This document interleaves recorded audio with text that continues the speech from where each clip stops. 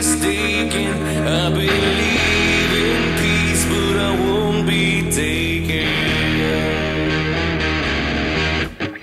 I will not submit to authoritative man. I'm ready to die, but not for love. See the signs appear. It's gonna happen here. This is Liberty Underground with Alex Snicker, Danielle Alexandre, and Greg Bowen on the 1787 Radio Network. Well, good morning, Tampa Bay, St. Petersburg, Clearwater, everybody out in Butte, Montana, everybody in Sacramento, California, in the land of fruits and nuts. Hope you guys are having a good day. Over in, just all over the world, on the planet Zimbabwe. There's a planet Zimbabwe, too, not just a country called Zimbabwe, in case you didn't know that.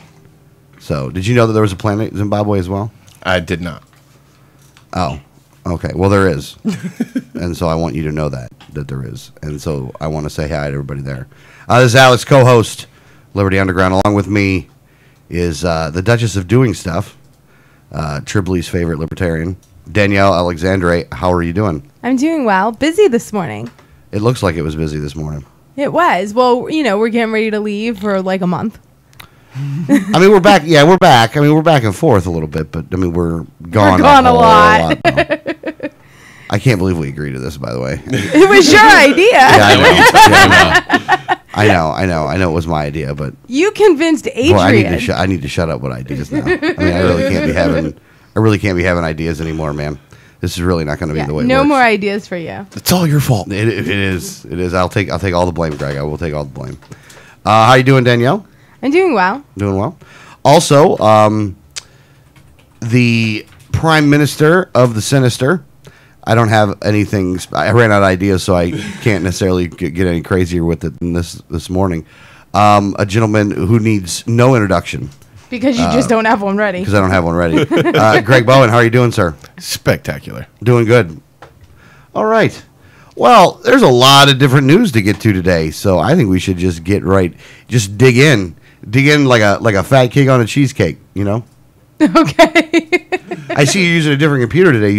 Have you boycotted the other computer? No, we had to use the power cord from my computer in the call center for Wiley over the weekend, and it is packed in a box.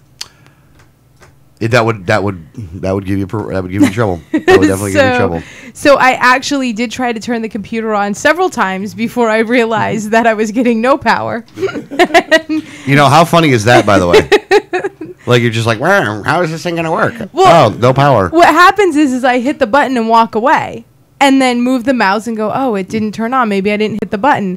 And then I hit it again and start doing other things. And on the fourth time, I'm like, wait a minute, I know I've done this before.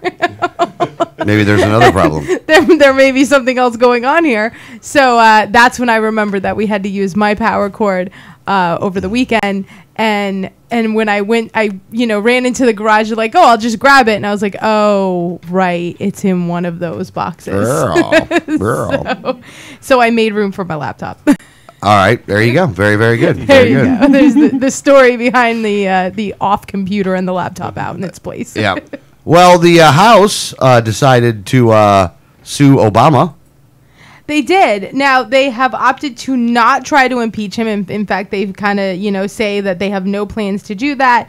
But they're one step closer to filing a lawsuit against him. Basically, this is, the lawsuit is expected to fail. I mean, there's kind of really not even good grounds for the lawsuit. So, I chalk it up to, more theater. They may actually get somewhere if they try to impeach him. So why would they do that? Well, yeah, that's what I was thinking. It's like, isn't their job is not to sue people? It's to sue the president if they have a disagreement or if he's doing wrong. Their job is to impeach him, right? Right. I mean, has the House ever sued a president? I don't believe so. I mean, I didn't really look up every single president to see if he has been sued by the House. But it's certainly the first that I've ever heard of it, and I'm a pretty avid history reader. Yeah. between the Democrats and the Republicans, man, like what a race to the bottom. It really is. Like just when you think that one side's really bad, the other one just geeks stuff up like you've never seen it. Like this is literally one of those like you guys should sue them. It's almost like they're listening to like a Facebook group where you have one guy in the Facebook group's like, well, we should sue him, and they're like, oh, that's a good idea. Let's try that one. You know, like who's you know, I had to respond yesterday to an email last night. And in the email, I'm not going to go with who sent the email or anything like that, but in the email they go, you know, how have you guys earned it? How have you libertarians earned the vote. right to be on the ballot? And I just look at stuff like this today and go, you know, I really think you're asking the wrong question. Like, the question should not be how have we earned it? The question should be how can you help us? Well, You know, like because they haven't. If you're going to hold us to a standard, any standard whatsoever, then there's no way you can vote for these people. Like, look, if we just said, look, we're going to try to be honest when we're up there, and that was the only thing that we even put out as a platform piece, honesty. I really don't think that there's anything else we would need to say. No, I mean when you look at what you know, when you look at the political parties, and if you're comparing us to the two major parties, like I don't see how you think they've earned it. Yeah. Like, how have they earned your vote? By being there already? Like, we know the story that they're going to do. Like, we know what they're going to do. They've been doing it for quite some time. It put us in the position we're in today. They have a 9% approval rating, so chances are you don't like what they've done. Yeah, nobody, 9% of the population does. Which, to be honest with you, look, I'm probably not one to sit here and call people names, but you know there is a significant a portion of the population that is actually retarded.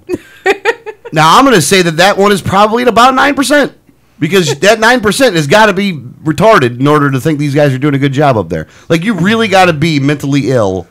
You have to be some kind of challenge. Now, we shouldn't make fun of people that are retarded, but these people here need some help. That, and they should never be allowed to vote. If you think they're doing a good job, then you should just not be allowed to vote anymore. Well, I mean, definitely you're not the majority, so I don't know why these guys keep winning. Yeah, well, that one I can't figure out either. A lot more people are retarded than 9%. Greg, what was your thought on this? Well, I think that 9% might correlate to the number of masochists in the country, the people who appreciate and enjoy pain and misery. I did find the info. This is the first time in history that this is ever going to happen. Okay. I think it's. We need to point out the fact that they are suing Obama over failing to implement a law that they are doing everything they can to repeal. That was my next point, is that the lawsuit is his failure to implement the law that they've been trying to defund and repeal. This is the kind of thing that, I mean, the Republicans are doing everything they can to help the Democrats with this. I mean, the Democrats are having fundraising success of proportions never seen before because of this. I mean, people are throwing money at the Democrats now because of this. And are they really on different sides? Are they playing for each other? I mean, that's what it looks like. You know, maybe they just felt bad because the GOP tends to out fundraise the Democrats, 2-1, 3-1 in certain cases. Maybe they were just like, these guys really can't keep up with us money wise. Let's just help them out. Honestly, that would make more sense. Here's the thing. I don't want to put a wild conspiracy theory out there. However, I can't see anything else that even makes any sense.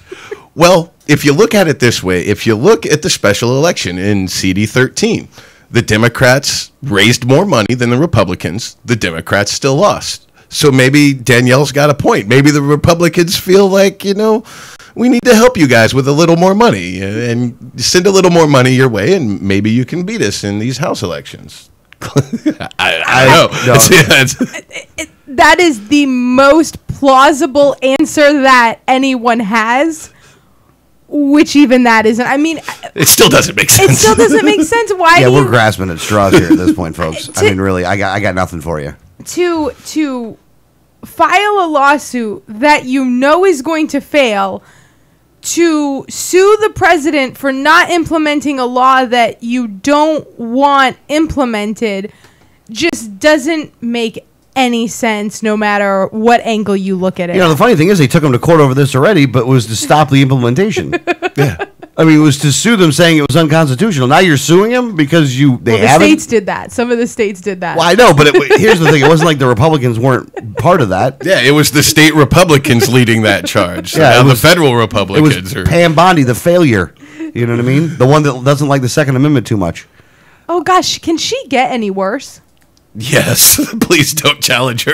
Honestly, and this is going to sound very sexist, and I apologize for saying it this way, the only reason this woman could win re-election is because she's hot. I actually have to agree with you, and I don't even think that that's sexist, because I can't even see why anyone else would vote for her. Even as a Republican, she does everything you don't like. And then even just, for, just popular opinion on different issues, she's always against what would be the mass majority of people would agree on. Medical marijuana has 88% approval, and she's like, no, we have to fight it. Like, how can you win an election?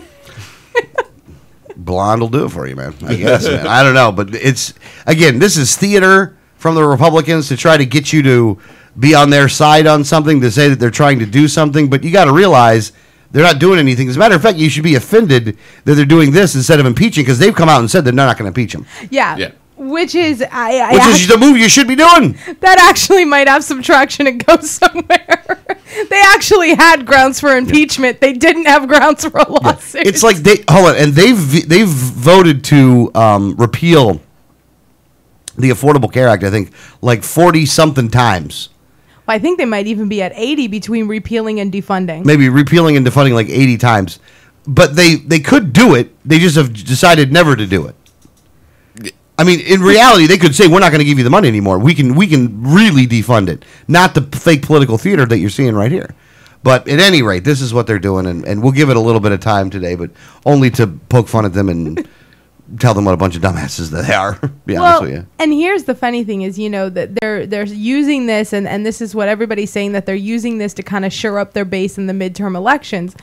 But what they did do was scrap a vote on a bill to address the border crisis down in the southern states, Texas, New Mexico, California, and that the children that are coming over the border illegally. There was a bill that was scheduled to be put up to a vote to kind of address the situation, send more resources down there to try to stop this, and they decided not to vote on that bill because they were too busy voting to sue Obama.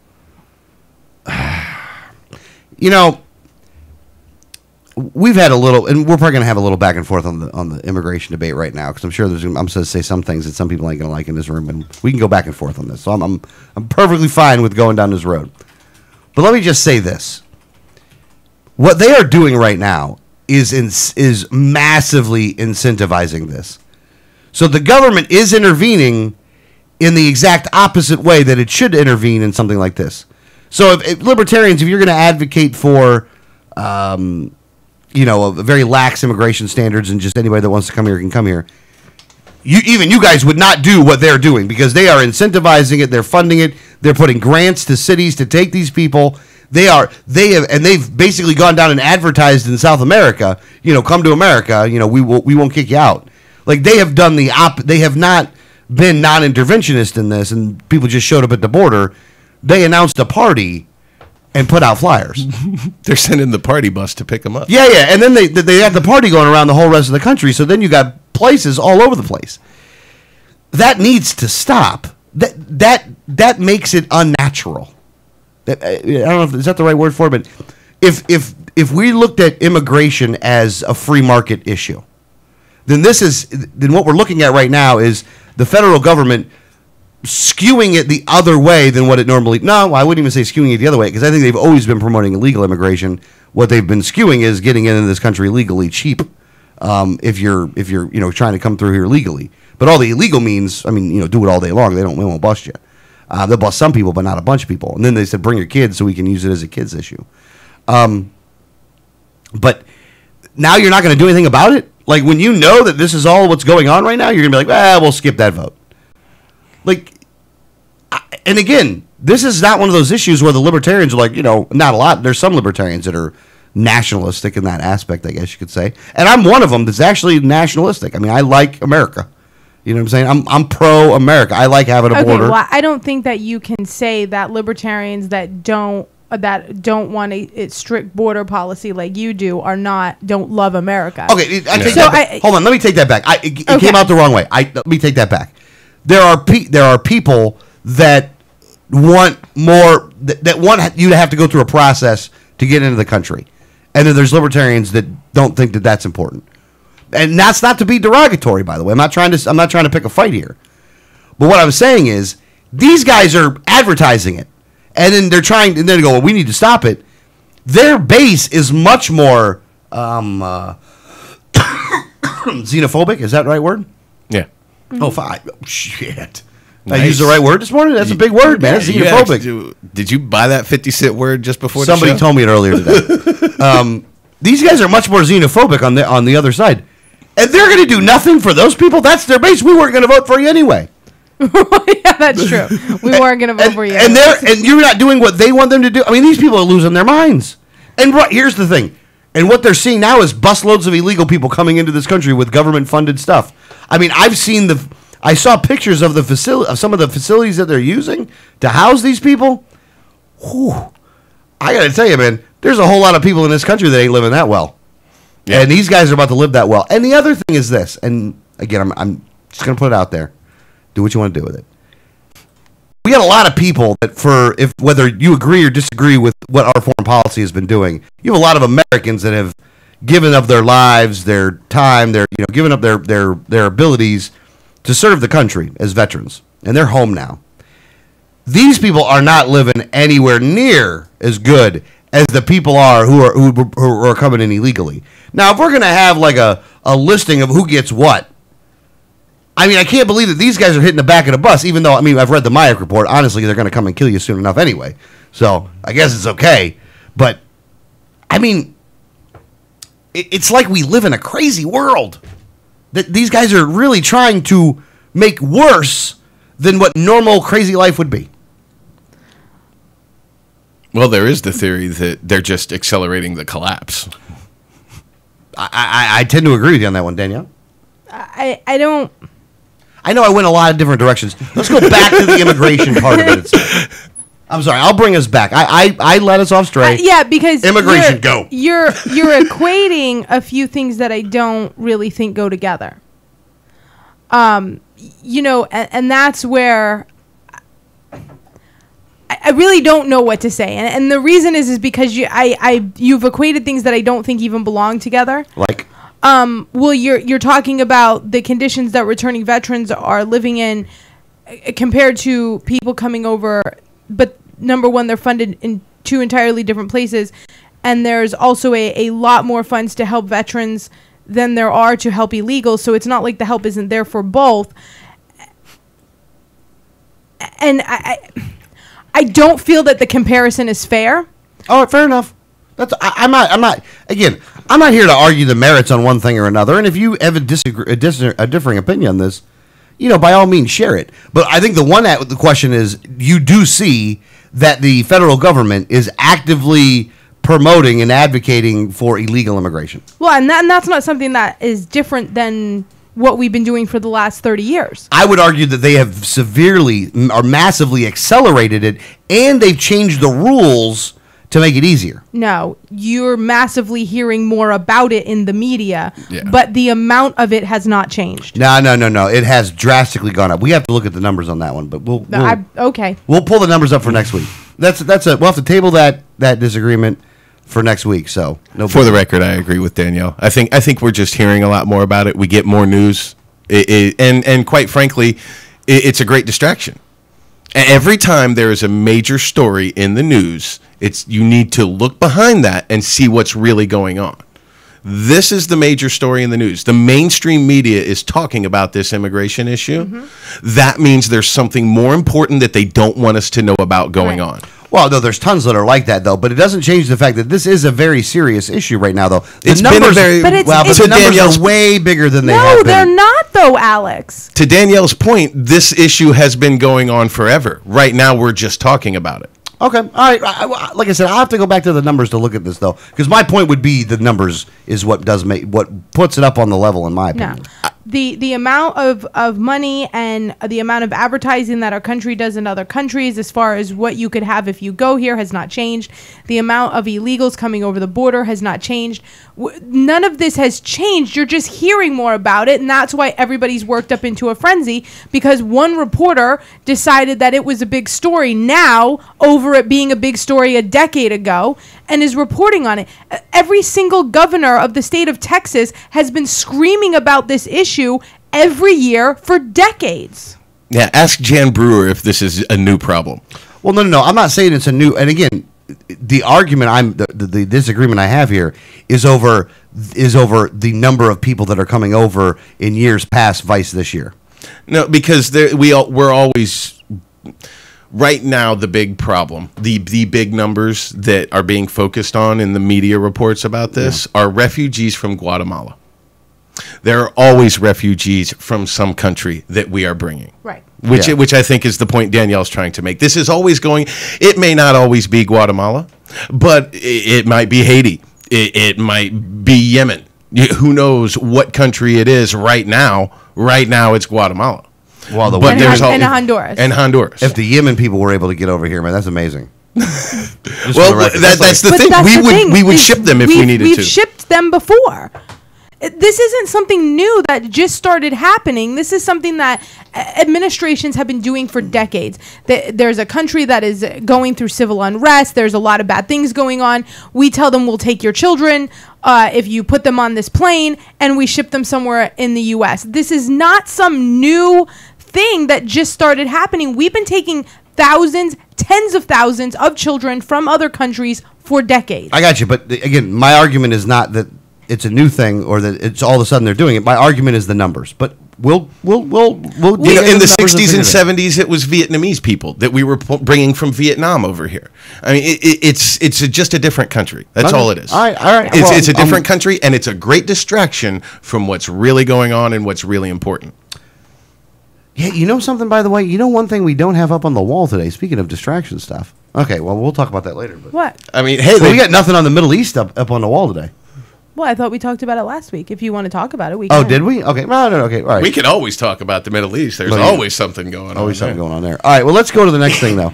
What in the heck is going on with the CIA? You're not allowed to know. They'll Well, have to kill you. The CIA director had to formally apologize to the Senate for probing the Senate emails. They have not apologized to the U.S. citizens for probing our emails, but they have had to formally apologize to the Senate. For probing their emails? Yeah, the CIA director had to formally come out, admit that they have been spying on the senators and reading their emails, and you know, and this is something you've seen Dianne Feinstein, where it was like, well, we have to get all this collection and data on people, and then she goes, oh, wait a minute, you read my emails? How dare you? So, but the director of the CIA had to actually offer an apology for the internal probes. CIA employees did actually spy on the legislative branch by searching Senate computers and reading staffers' emails earlier this year. Well, since they told them, do they now have to kill them? Does that mean the CIA is going to kill the Senate? Do you think they're gonna? They could. They could. You never know. You never know what they've done. It's so weird because it's the CIA spying on the Senate. So, like, I feel bad that the CIA spies on us, and I'm adamantly opposed to that. My anger doesn't increase when they spy on the Senate. It actually is like, I actually kind of, in a weird way, it's not like I feel good, but like I almost feel justified. Like, yeah, you guys are getting spied on too. Like, I almost feel like that about it. I'm just pissed off because the CIA gets the transparency that we're all supposed to have. Because basically, we should have access to all that. We should know what's going on. It is supposed to be a government for the people, by the people, right? So why shouldn't the people have access to that? Why is it only the CIA gets to see that information? Well, yeah, I mean, but the CIA is a bunch of jerks anyway, though. So, So's the Senate. I do remember there's a radio show I do an interview with every once in a while. I don't do it as much as I used to, actually, which is kind of weird. But one time when I was on, they had a guy that was from the CIA on, and it did not go well. that guy was so mad that the family, I guess, was so mad, I guess you could say, that not only was he getting mad at me on the phone, his wife was listening to the interview and was in the room. I could hear her yelling in the phone. And she was not like directly talking to the phone. That's how mad the guy was about the CIA, because he was talking about all the great things about the CIA. I'm like, well, I don't know if you guys are really that great, to be honest with you. I do remember this interview. Yeah. I don't remember exactly what I mentioned, but I think I did mention Iran in 53, that the CIA had something to do with that. I think I was mentioning also running drugs in Vietnam. I think I mentioned a couple things like that. Thanks for keeping the drug trade alive, guys. Yeah. I'm not a coke guy, so you guys really aren't helping me out very much. But, and I'm still friendly with those people, but I just haven't been on in a while. And I got an interview after that too, so I don't think it was because of that. But I couldn't believe it when I was on with that guy. Part of me was a little nervous at a certain point because I'm like, man, I'm really pissing off a CIA guy. I don't even know if I should do that. Like, I figured that, because once you're in the CIA, you're always in the CIA. It's kind of like the mob, and they can get you, Yeah. I've seen Meet the Fockers. We actually just saw that recently. Yeah, I've seen it, so. Danielle's seen it, which is actually what's most impressive. Alex had it on a little while, a couple weeks ago. So did you only get to see bits and pieces well, as he was flipping through during commercials? He commercials? He changes during the commercials, and then he comes back where I've missed a big portion. So I'm always kind of trying to catch up. I always have a few questions when we come back because I'm like, well, wait, how did we get here? Yeah, I got you. I do the same thing too, though. It's usually back and forth between In Search of Aliens and Ancient Aliens, and it's like getting the stories mixed up. Well, when you've seen a movie already, like Alex has seen already, you come back and you're like, oh, I can enjoy this again. When you haven't seen the movie and you come back, you're like, what just happened? Yeah, that happens, man. That happens. That really does happen, though. All right. Well, the next one. Oh, this is really funny, by the way. Jesse Ventura. Jesse. For people that are unaware, I happen to know a little bit more about the story, so I don't even need an article to pop up on this one. Is that Jesse Ventura was a SEAL, was a Navy SEAL. Mm-hmm. And that Jesse Ventura is a very boisterous young man, or it was a very boisterous young man. Is probably a way to look at it. I wouldn't call him a boisterous guy now, but he was very boisterous at the time, young man. And then, became a wrestler and became famous and all that stuff. So dude had a big ego anyway. But dude was always a SEAL. And so he would go to SEAL events and SEAL functions and stuff like that. And then there was another guy. What was the guy's name that died? Chris Kyle. Chris Kyle. Chris Kyle wrote a book. And in that book, he indicated into a story about how he basically punched Jesse Ventura in the face. Or something along those lines. He says he knocked him out. Yeah. Not only did he punch him, he says he knocked him out. And he also disparages him in several other ways in the book. Like how? I'll have to pull up the quotes exactly, but basically attacking his reputation. But as a SEAL. As a SEAL? Oh, Yeah. they don't believe he was a SEAL. Yeah. I got you. So what happens is that he never mentioned him by name in the thing, but he was interviewed one time. Kyle was interviewed, and they really pressed Kyle on it, and Kyle was like, yeah, it's Jesse Ventura. Now, because of that, Jesse Ventura at that point thought that his reputation was besmirched and filed a lawsuit. And during the filing of the lawsuit, like things going on, dude died. Chris Kyle died, got shot. And so he's dead. Jesse continues with the lawsuit, but now does it against the family and against the book rights because, dude made the family made money off of the book. And since in the book, Jesse Ventura was besmirched, that he can sue him. Well, yeah, and I think now Chris Kyle was the one who was actually shot by a returning veteran At a gun range. at a gun range. Yeah. Yeah. Just to put it in, for anyone who doesn't know who, to say, well, he died. But Chris Kyle died, and his death is actually something that's been reported on because he actually was, involved in a program where he was trying to rehabilitate and kind of, Help returning veterans. counsel returning veterans with PTSD. And one of them actually opened fire on him at a gun range during one of these sessions. Damn. Look, the only thing I'm going to say is this, and this isn't to disperse, this is not to speak ill of the dead, but just a tip moving forward. If you are going to be dealing with people with mental problems, taking them to a gun range probably ain't the best place to go. Well, that was a part of the therapy. Shouldn't be part of the therapy. Yeah, so Let's take that part out of the... I'm sure there's other parts of the therapy, so we can take that part out of the therapy and we'll be all right. yeah, but so, listen, he was trying to do a good thing and help returning veterans, kind of get more acclimated into life. They were suffering from PTSD. It went horribly wrong. But the lawsuit, and this is what I think maybe isn't always understood, the lawsuit against the book and the book rights and Chris Kyle was filed well before he died. Oh, yeah, absolutely. He filed that stuff way before he died. Right. So, this guy put out a book. He tells a few stories with an unnamed person. When he names the person as Jesse Ventura, they're not true. And so when if you're not putting something out as fiction, but then you're not accurate and you name the person that you're not accurate about, they have grounds to sue you. Well, hang on a second. It wasn't found to be not true, right? I mean, it's No, that's the whole. It's still a back and forth on whether it's true or not. No, that's the whole basis of a defamation lawsuit. But did Kyle admit that it wasn't true? Well, Kyle's dead. Well, before he died. No, Kyle maintained that it was all true up until his death. Right. Up until his death, Kyle maintained that it was all true. But a jury found it to be untrue. I got you, but and I understand how the court went, but just to make sure, look, we don't know exactly what happened.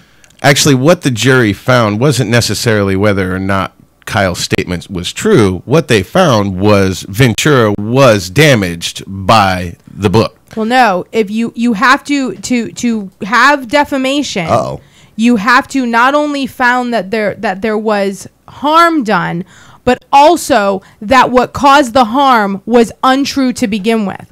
So if you cause someone harm, but your statements were accurate, there's no grounds for defamation.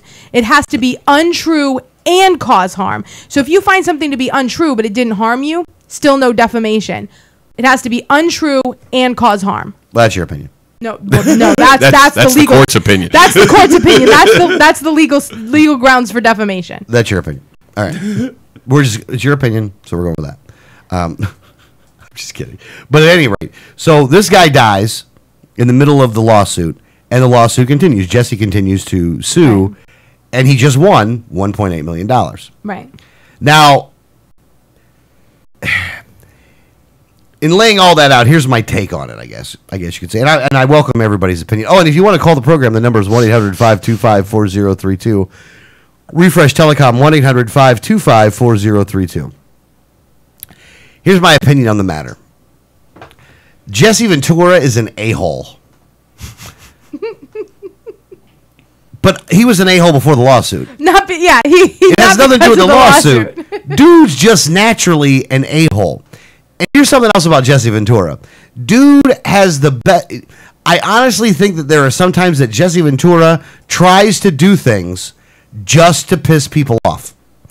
And I take it back to his wrestling days. Is that when he was Jesse the Body, his goal in life was to piss people off. He was a heel. He was a heel. A lot of times he was a heel. Now he's taken the heel part and just continued that for the remainder of his life.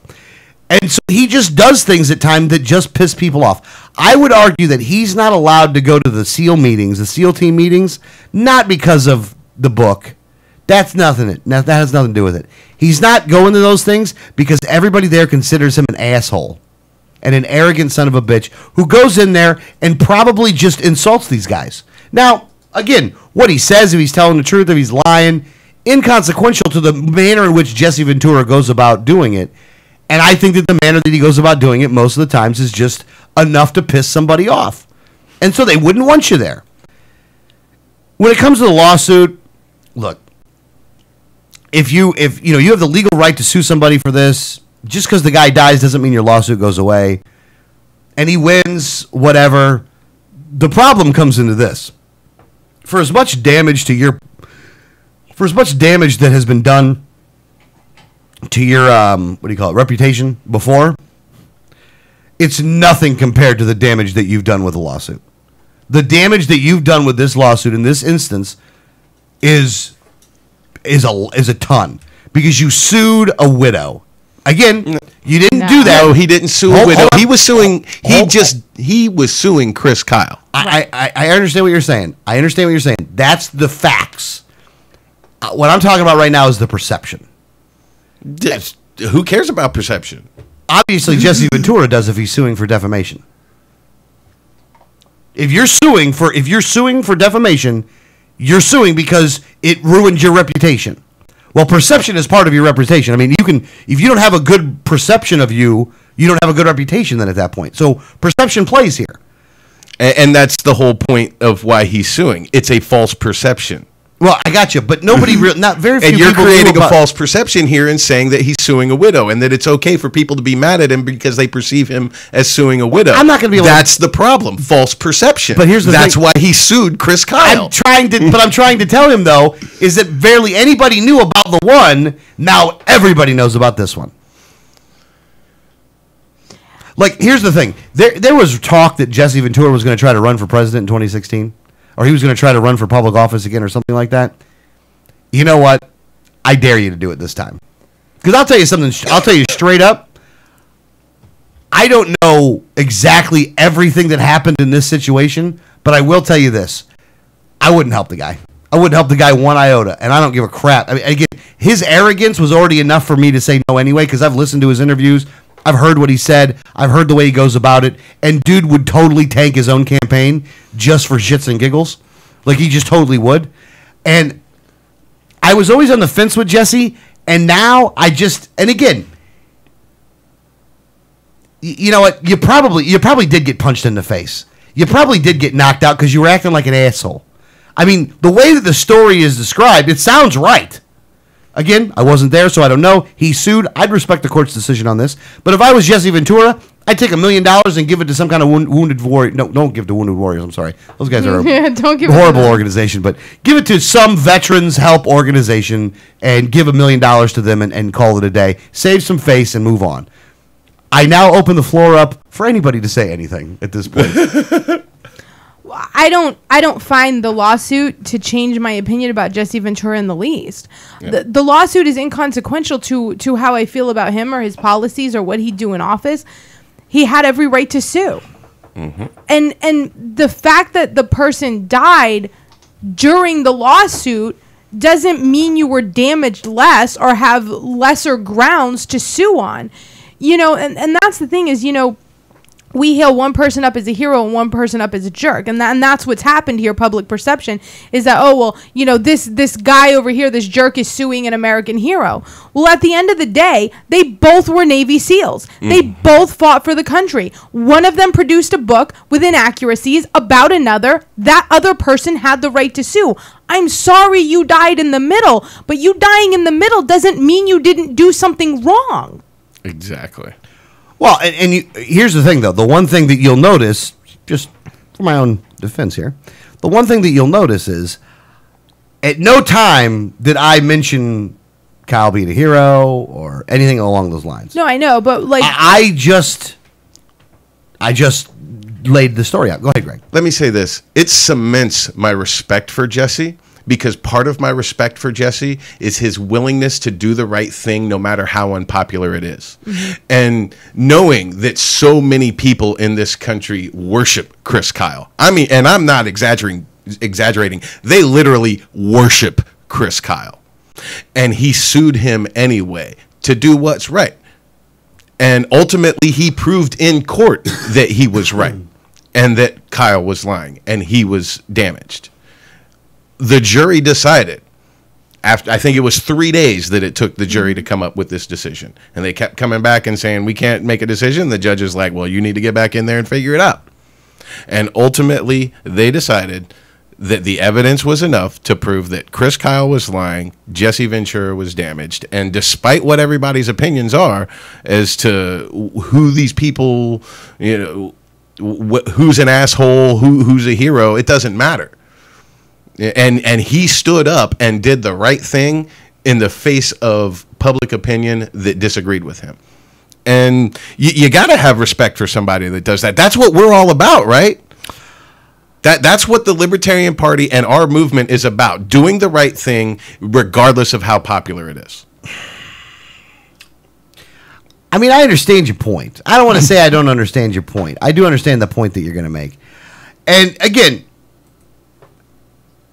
nah, screw Ventura. Seriously, though, I didn't. Again, here's the thing, though. I didn't like the man before, so you gotta look at. I mean, I was always on the fence with him. I wasn't like adamantly against the guy or anything like that.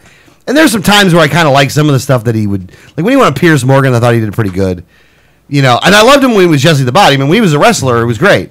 Even that one movie, that Predator with Arnold Schwarzenegger, he was great in that. I ain't got time to bleed. That was beautiful, but. And sometimes maybe I just hate people that are just that much of an asshole. I mean, I always consider myself to be a little bit of an asshole, but this guy takes the burrito, man. I mean, this guy takes the whole chimichanga. You know what I mean? Like, get your money, take your $1.8 million, get south of the border, and stay out. Don't come back, you dumbass. All right? All right, go find your Mexican hooker and go to work. You know what I'm saying? Because I don't want to see your dumbass in this country anymore. Like I said, I'm just a dick. I don't like how the media has really kind of put this as a good guy, bad guy thing. Chris Kyle is this hero. He was a Navy SEAL. Well, they're both from Navy SEAls. Mm-hmm. You always hear Jesse Ventura sues Navy SEAL. No. Navy SEAL sues Navy SEAL. Yeah. Oh, yeah. Oh, no. Let me say something else about Chris Kyle, by the way. The guy was a sniper. Well, no. The guy was a sniper. He killed a whole lot of people. Right. If you're going to write a book about what happened while your time in service and try to make money off of it, don't include the stories that you shouldn't be including, because this was one of them. You shouldn't have included the story to begin with. I mean, the guy's dead, so he's not going to hear me anyway, but you shouldn't have included the story to begin with. You did it to sell books. Right. You got caught. You got sued. You shouldn't have done it. You shouldn't have put that in. Again, if you got in a fight into a bar with the other guy, you better be okay, and you're going to write a book about it, you better be okay with the other guy better be okay with it.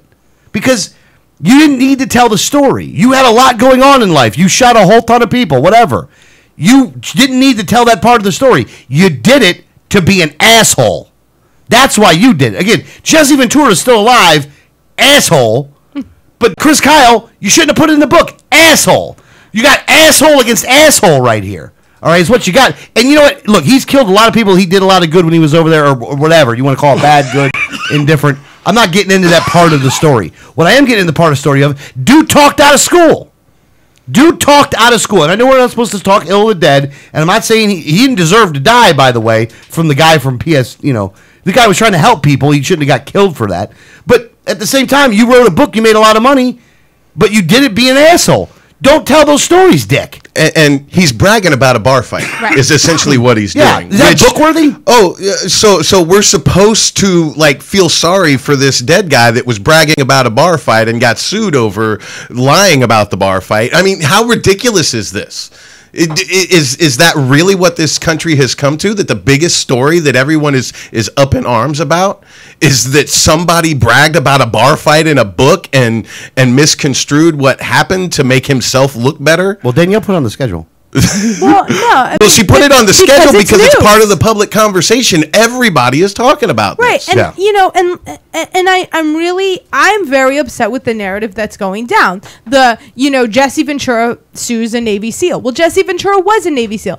Jesse Ventura, sues American Hero. The guy was a sniper. He killed people. Like, why are we heralding up, and all of a sudden one person who kills a bunch of people, who brags about a bar fight in a book, is all of a sudden the hero, and Jesse Ventura, who said, wait a minute, you lied on me, I don't appreciate that, is the bad guy. Listen, I think both of them have good and bad qualities, I'm sure, because every single person does. But at the end of the day, let's look at the facts of what happened. You got a guy who went into the service and killed a bunch of people as a sniper, wrote a book about killing a bunch of people, where he bragged about a bar fight with someone else that said, hey, you're lying, who was also a Navy SEAL. Dude should have kept it just to killing people. That way nobody was going to come back and sue. And there's a reason why you can make the headline, Jesse Ventura sues Navy SEAL. Because Jesse Ventura's done more than be a Navy SEAL. He is known more for his other accomplishments than being a Navy SEAL. Oh, absolutely. Right. He was governor of Minnesota. Yeah. One as a third party. As a third party, yes. Not a libertarian, though, so you can't blame us for that, by the way.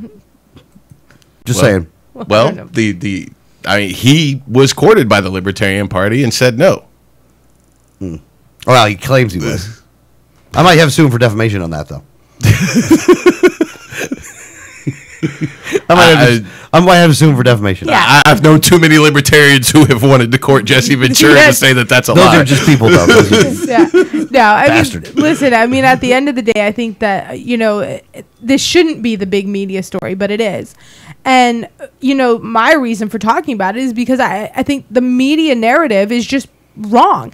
And this is how the media can skew a story to make one person look bad and one person look good, where both of them did crappy things. Yeah, no. There's, and again, yeah, you're right. There's no good guys or bad guys in this one. It's just Ventura's alive and he's an asshole. I mean, that's just the way to go. I don't like the way the guy looks anymore either. Like, it pisses me off. Like, just the look right there is enough for me now. I mean,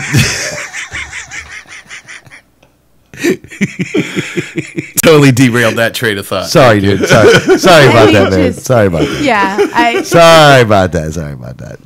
So, like I said, man, it's just, it is what it is. But let's move on. I think we've given Ventura enough. Oh, unless you guys got something to add to this you one. blew through my show prep for the hour really, really quickly. So you're saying to move on. I don't know what exactly you wanted to move on to. Oh, I you do. went really, really I want to go fast. into the new terrorist organization in the United States of America.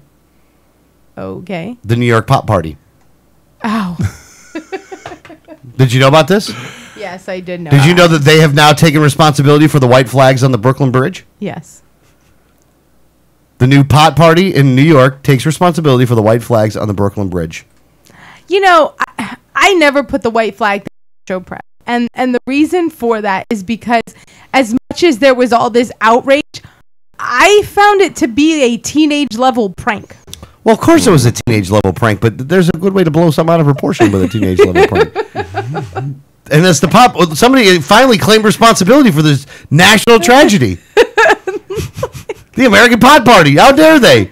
Here's the only thing, though. I'm going to say this might be a little bit of BS because nobody that would be high enough to form a pot party would climb to the top of the Brooklyn Bridge to replace a flag. That's way too much work. They didn't even replace it. They bleached it. I mean, that shows far more motivation than any stoner has. Than any I know. I mean, see, something's afoot here. There's something they're not telling us about this. Maybe False it was, flag. I actually think that it was the Speed Party that is trying to blame this on the pot party to stop medical marijuana in Florida. I think that the Florida Sheriff's Association has something to do with this. I think it's Chris Christie. It's Chris Christie. It could be. Yes. This could be the new Bridgegate for Chris Christie. I don't.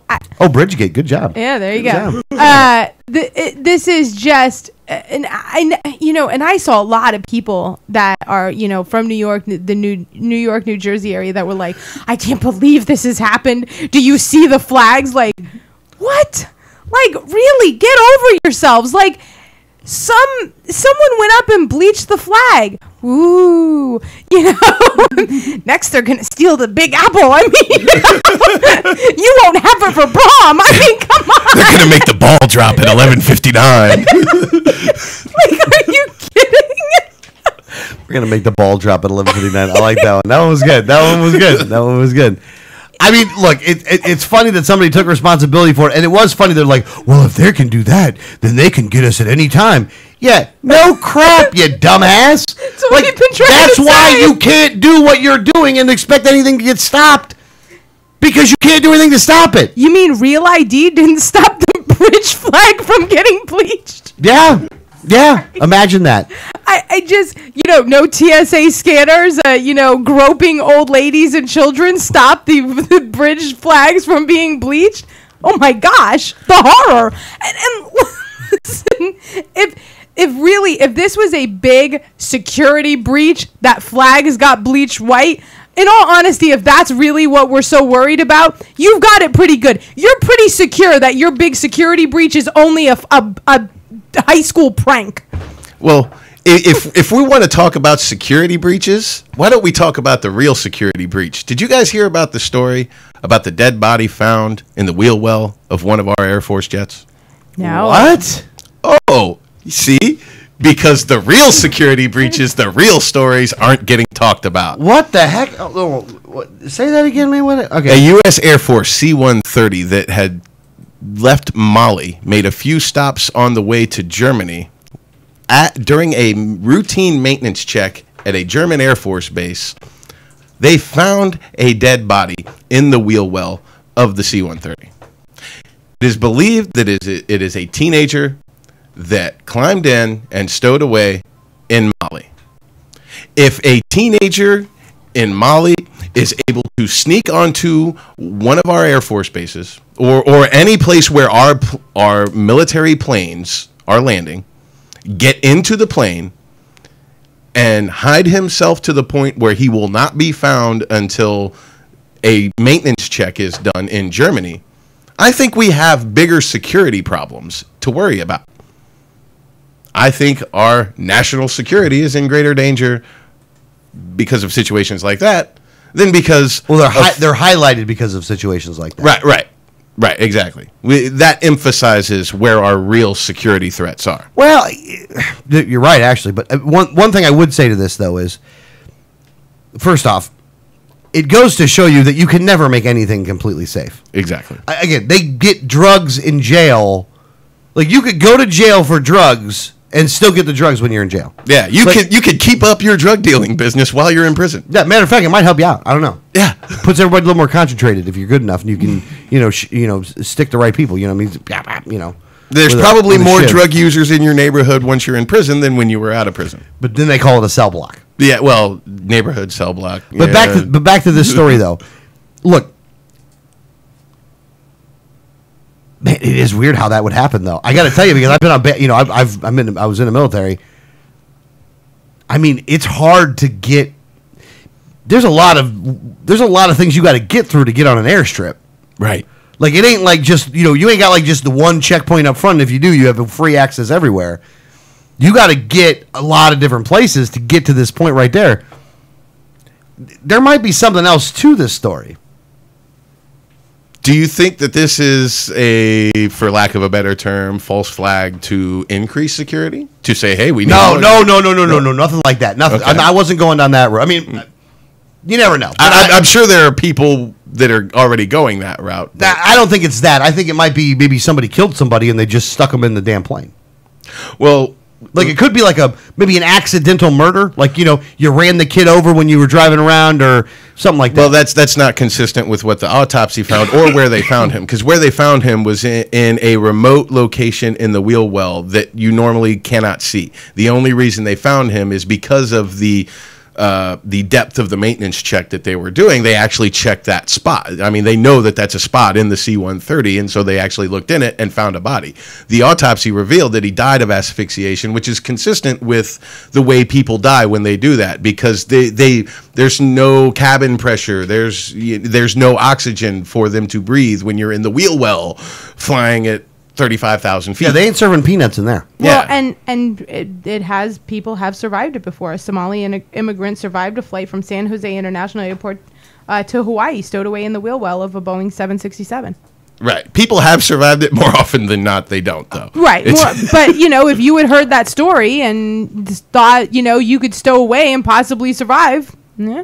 Yeah, you never know. I mean, Tells you how bad their life is. I'd rather risk death and risk getting shot by the military on my way to get in their plane. This wasn't even a commercial air flight. Yeah. C-130, man, not a comfy flight. Not by a the way. comfy flight. But No matter where you're on the plane. Yeah, I don't care who you are. I don't care who you are on this one. you're right though. It's one of those things where you are highlighting, chinks in the armor, but those chinks are always there though. Look, full safety and all this other stuff and security is an illusion. Mm-hmm. It will never ever happen because you're dealing with human beings that have different, it's different factors, scenarios. I mean, one person doesn't do something right and somebody can get through, and it does highlight that. But at the same time, that's why we should be good people. Well, that's why the non-interventionist foreign policy is the thing we should be doing, because eventually they're going to get us. There is no lock that man can create that another man can't pick. There is no system that man can create that another man is not going to successfully circumvent. When you create a system, it inherently has loopholes. People are going to find those loopholes. People are going to find the ways around the system. It doesn't matter how strong your system is, people are going to find it.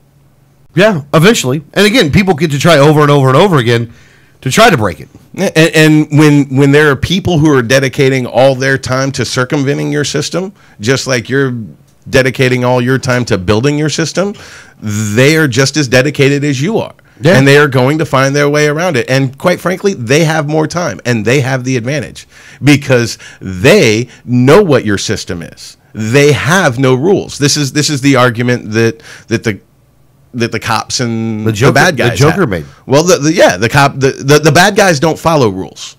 The cops have to follow rules. Yeah, that's what makes them the good guys.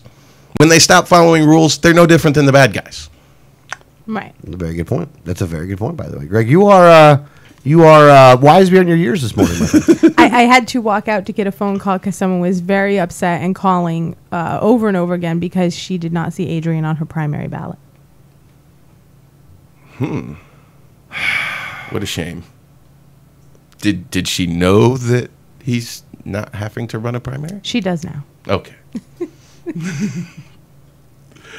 That's why the phone kept ringing. Yeah. I have to give her credit for her very large support for Adrian, because not seeing him on her primary ballot was very, very upsetting to her, because she desperately wants the opportunity to vote for him. And I will not besmirch her enthusiasm. Yes. So, yeah, I don't want to besmirch her enthusiasm either. Poor timing. I don't want to disperse anything this morning. Except Jesse. Yeah, right. Poor timing on the phone call. Yeah, Jesse, yeah. She was a little not understanding the electoral process, but had to give her, points for her enthusiasm in her support of Adrian. Yeah, good for her. Good for her. Glad she's doing good. Good, you're doing good, You're good. You're doing good, You like it when I do that? I hate that when you do voice, it. don't I you? really do. You really don't like this voice. How come you don't like the voice? You don't even do it right. Don't tell me how to do it, All right, well, that's hour number 1, folks. That's where we're at. We got a lot going on in hour number 2, though, with I can't even read some of the words up there, man. What the hell's going on? We have, hour 2 is the just basic corruption of Republicans around the country. There was so many. Name your state and name your story, and we'll find you some corruption. There was just so many that I had to just include them, and it'll be like a rapid fire of Republican corruption around the country. Oh, crap sandwich on the top of Safety Review, man. Florida gubernatorial Wiley pledges 30 brewery tour in 30 days. Awesome. On top of Safety. Wow, I can't believe they even put his name on the top of that thing, man. That's a good time. That's in the Orlando Sentinel. He made Orlando Sentinel, too. A lot of papers. I got the Palm Beach Post had him in there. A couple other things in Broward. Great in the Miami Herald. Carla Javier interviewed me, actually, and wrote about the tour. It's getting around. Because we're getting around. We will be all over the state of Florida coming up here soon. We leave this afternoon. By the way, one comment on the bottom of this article, by the way, just I got to say it. Well, this cements it. He'll take a portion of the Republican vote and make Christ a shoo-in. Welcome back, Governor Christ. Hey, Bobby Breenza, take a look at the polling numbers, you jerk. Can you figure something out? Here, can you know something about something before you make a comment, you dumbass? I'm going to reply on that one as well. Oh, my God, I hate people. All right, guys. You want to call the program, 1-800-525-4032. This is Liberty Underground. We'll be back after these messages.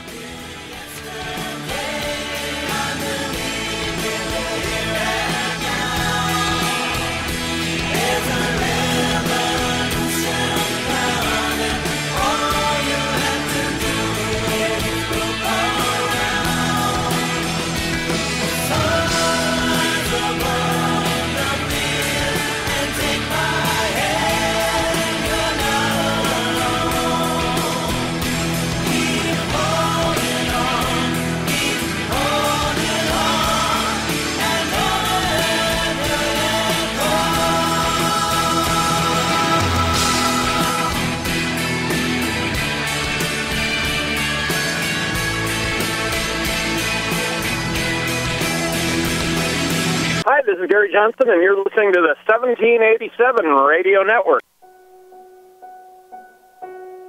Are the people hearing our message, and they're realizing that the libertarian philosophy is essentially what most people believe. It's the simple philosophy that government should be limited, held within its constitutional boundaries, and that other than that, should pretty much leave people alone to live their lives as they see fit, so long as they're not harming anyone else. I'm Adrian Wiley, Libertarian candidate for Governor of Florida, and I approve this message.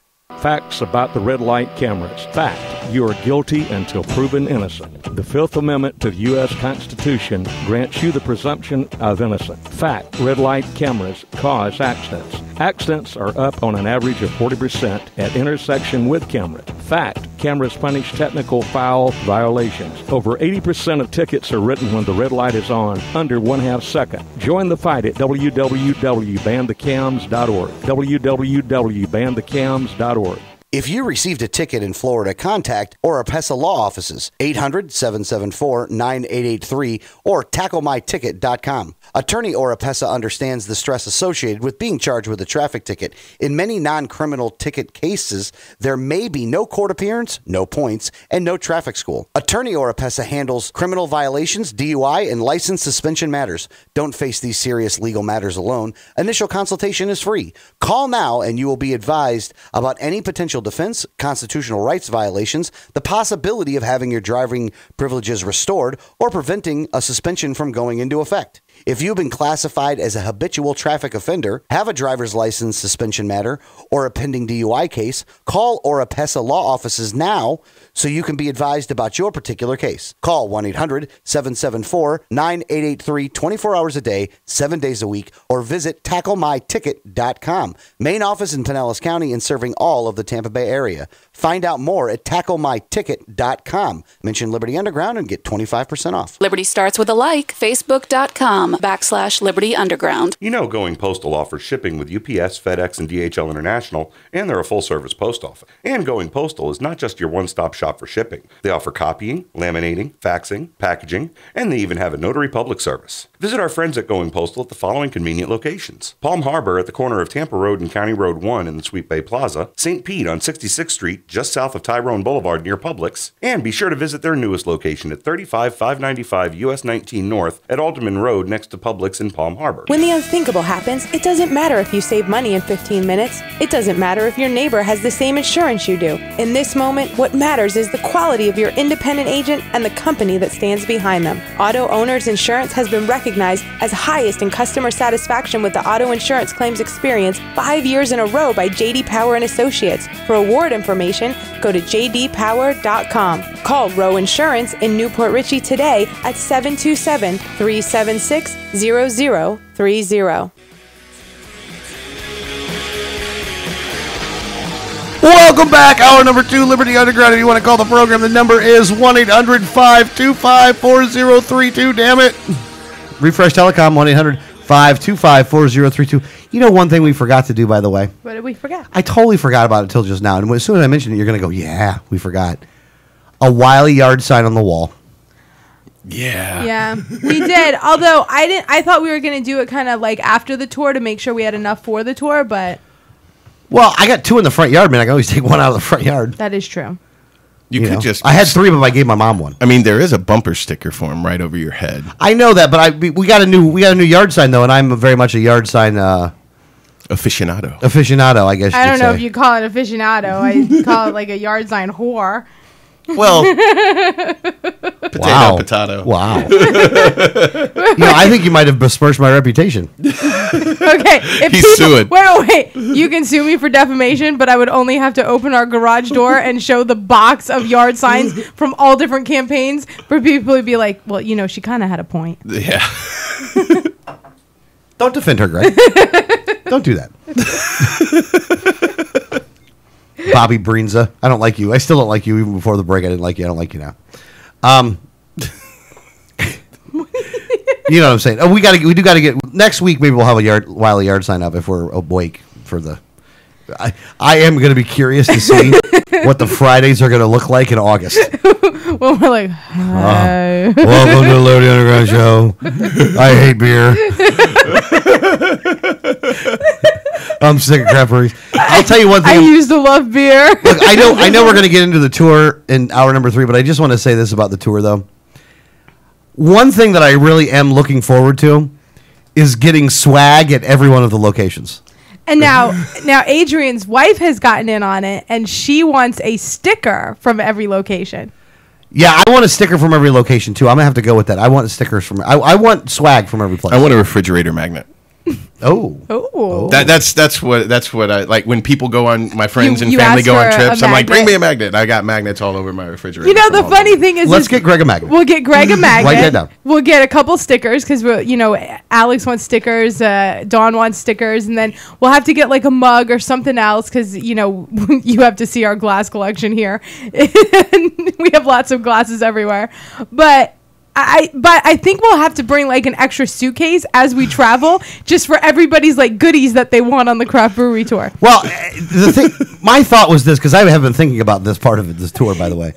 So my thought was, I'm going to try to get one thing from every place. Because if I try to get a bunch of things from every place, I'm spending $100 at each location, and I really don't think $3,100 worth of swag is really what I should be spending my money on. Because I'm going to buy this stuff. I'm not going to... I mean, look, if they give it away, if they give it to us, they give it to us. I'm not expecting that. I don't think that they're going to. But I do want some swag from every place, though. So from someplace, I'm going to get a shirt. I need to get a couple hats for sure. Don't you think you should be supporting these businesses while you go visit them? Well, yeah. Well, yeah. Spend your money then. Come on. I am. Well, I grease the wheels of the economy. I am going to spend the money. Hey, I'm putting ass in the seats, man. That's what I'm doing. I set up a tour, put some asses in some seats. What, there. you think you're Jesse Ventura now? I'm just saying, I put asses in the seats, man. There is one brewery. It's Swamphead Brewery in Gainesville that I definitely want either like a T-shirt or a hat or something, and I will not be there that day. So I am depending on you guys to bring me something back. It's Gainesville. It's we're gonna fail you. Yeah, I know. No, we won't fail you. I'll make sure I get you something on that one. I'll make sure I get you something. Because that'll be a big one. That's I think the one I'm looking. I love Gainesville. I think the one I want a hat from is Motorworks. From Motorworks. I think I seen the hat that they had there on their website, and I really think that I want to get the hat for that one. Well, I really want to talk about the tour in the third hour. All right, well, we'll talk about it in the third hour. So, we did tease in the first hour that the second hour, at least before Brandon comes on and raises the level of our show, that we would be talking about Republican corruption around the country. All right, let's go with some Republican corruption. So, do we have that kind of time? I mean, it is only an hour. A former Republican gubernatorial hopeful in Colorado has now accused the Republican Governors Association, led by Chris Christie, for having hijacked the state's primary elections. How'd they do it? Well, and there's like one of these unwritten rules that the party doesn't get involved in any of the primary elections. Let the Republicans kind of figure out who their nominee is, and then the party gets behind whoever the nominee is. Well, in Colorado, they put out attack ads against this Tom Tancredo. No, Tom Tancredo. Tancredo. Okay, sorry. Who is a former congressman, and basically there was attack ads. When he finally kind of researched it back, it does go back to the Republican Governors Association, which is led by Chris Christie. And Tom Tancredo actually got out and then ran Constitution Party. Yeah. And then got back into the Republican Party and then ran for governor in the.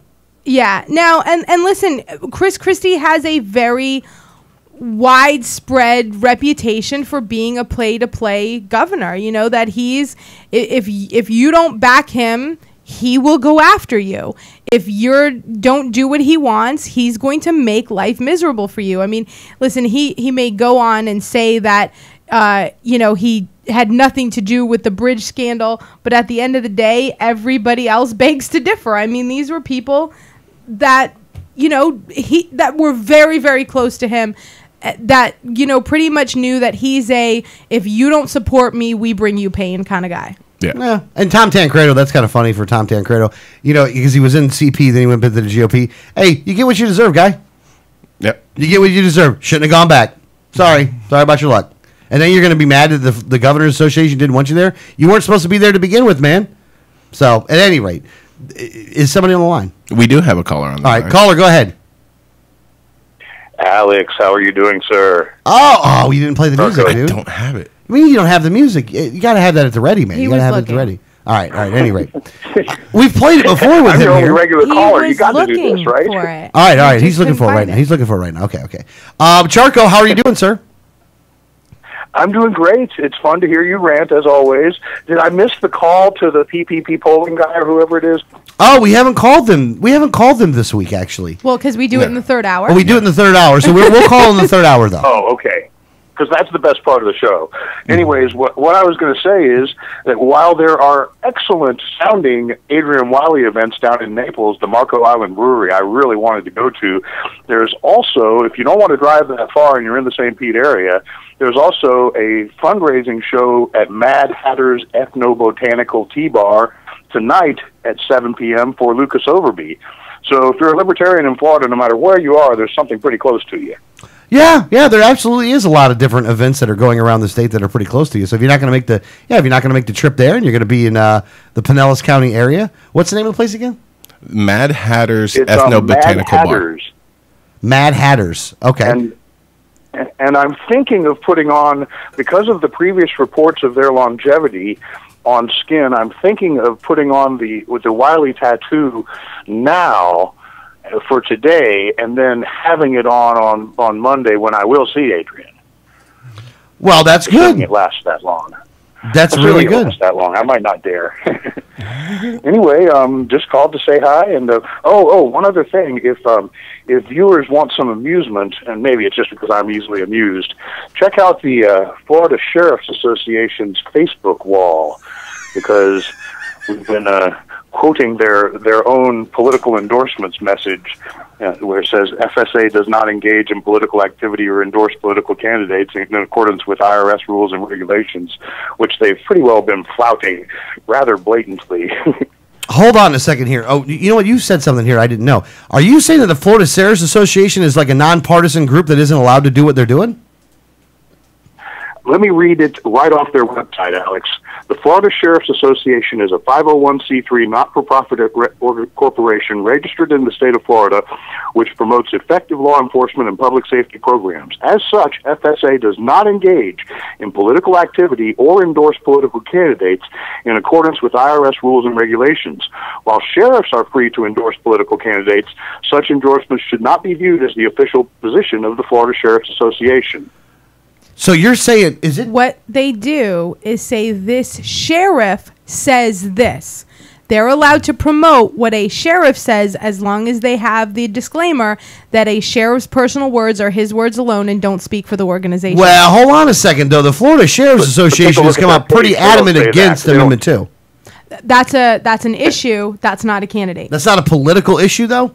No, that's not political activity. That's a societal issue. But it's on the ballot.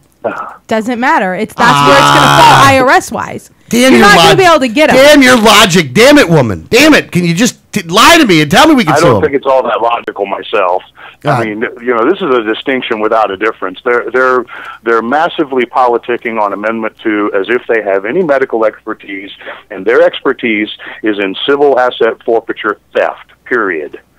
Yeah, I think they have a wild conflict of interest here, considering the amount of money that they make off of the drug war.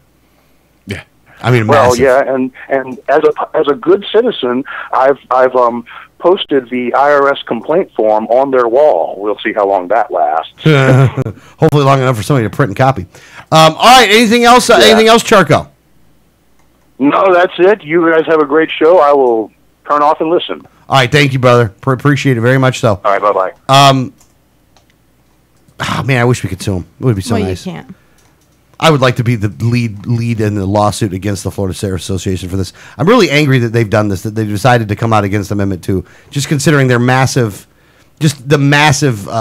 conflict of interest that they have there. You know what I'm saying? Do you guys agree that is a massive conflict of interest? Right? Well, Absolutely, I I do. absolutely agree. I mean, it definitely is, but I mean, that's we always know, and you know, especially when you look into like the lobbying aspects of legislation and things like that, you know, you have to look at who's going to come out against what you're advocating for. And you have to know the players. You may not like that's who it's going to be, and you may not think that they should be allowed to do it, but they are, and you know, we could be mad about that, but it just, you know, it just clouds the argument instead of just focusing on the issue of medical cannabis and, you know, getting that to patients that need it and getting out of the doctor-patient relationship. Yeah, I got you. I got you. All right, what's next? Where are we going? Oh, hold on. Was there something in the last hour that you wanted to say? I know during the break we talked about that a little bit. Like, I don't understand why you don't understand that. Like, when we talk in the breaks, number one, that's not for public consumption. And number two, that's why we wait till the break. And number two, you don't go back to something that you've already kind of moved on from. Okay, all right.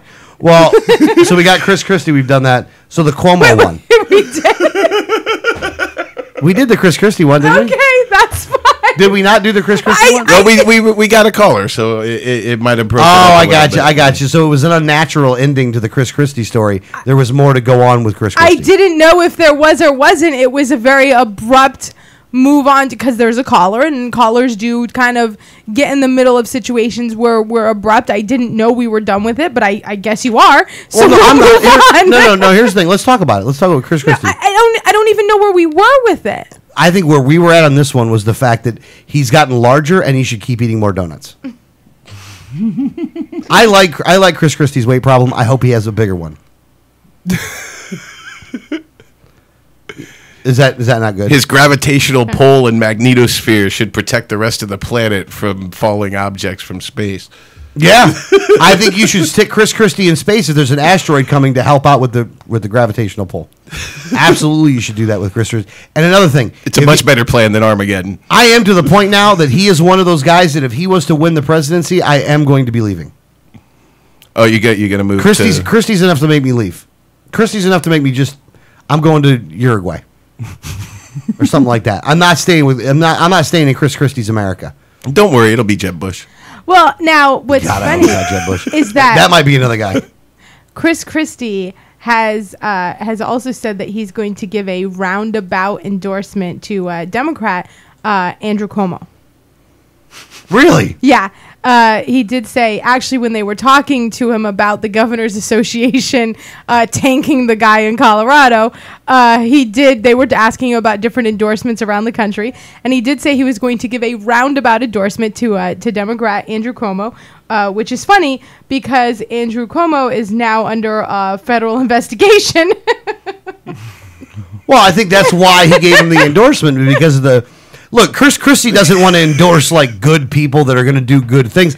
And maybe the Republican in the race for governor of New York, maybe that guy doesn't have enough charges on him to rate an endorsement from Chris Christie. Cuomo's being indicted, so he finally found commonality. Yeah. It's like, we have common ground here, man. It's a beautiful thing.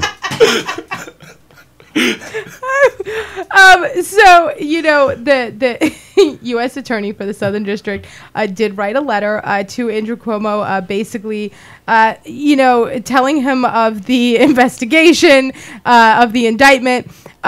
He's basically has set up, what he did was set up a commission to find corruption and then tampered with the results that the commission would bring forward. Hold on.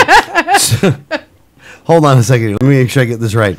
So he formed a commission to find corruption and corrupted the commission that was supposed to find corruption. Yeah. All right. Very Republican. Well, he's a Democrat. He's actually a Democrat, and the reason why... That's why Christie's. but it's... Christie thinks this is a good guy. Yeah, Christie's like, hey, you're becoming more Republican. Yeah. It's unbelievable. Can we go back to 49 states? Or no. Can we go to 48 states and drop New York and New Jersey? Is it possible to do that? We can. How about we split California into 6 Californias, and then we combine 6 of those states into one and just call it New England. And then... And make Bill Parcells the governor. And then make a forced secession. But that doesn't make any of them not in there near. Like, can we kick a state out though? It would be a forced secession. I would like a forced secession of New York and New Jersey. Massachusetts. Take Massachusetts with you. I'm just trying to find a way where I don't have to buy new flags. You're trying to figure out the combination that keeps it at 50? Yeah. He just doesn't want a new flag. All right, here's what we do. All right, I figured this out. I know how we're going to do this. We're going to combine North and South Dakota again. Maybe not again, but we're going to combine North and South Dakota, make them all one state. Not enough people living up there anyway. So we're going to take North and South Dakota and make it all one state, right? So that takes us down to 49. Kick out New York and New Jersey. So that's 47. We're going to... And Massachusetts. So Massachusetts, so it's 46. So 46. So we got 2 more states we got to go. No, one more state. One more state. One more state. We got to get down one more. Well, then we just combine the rest into... No. I figured this out. Put Rhode Island into something else because honestly, they're not big enough to be a full state. Attach Rhode Island to something else, and then make 6 Californias. There you go. Now you're problem at 50. solved.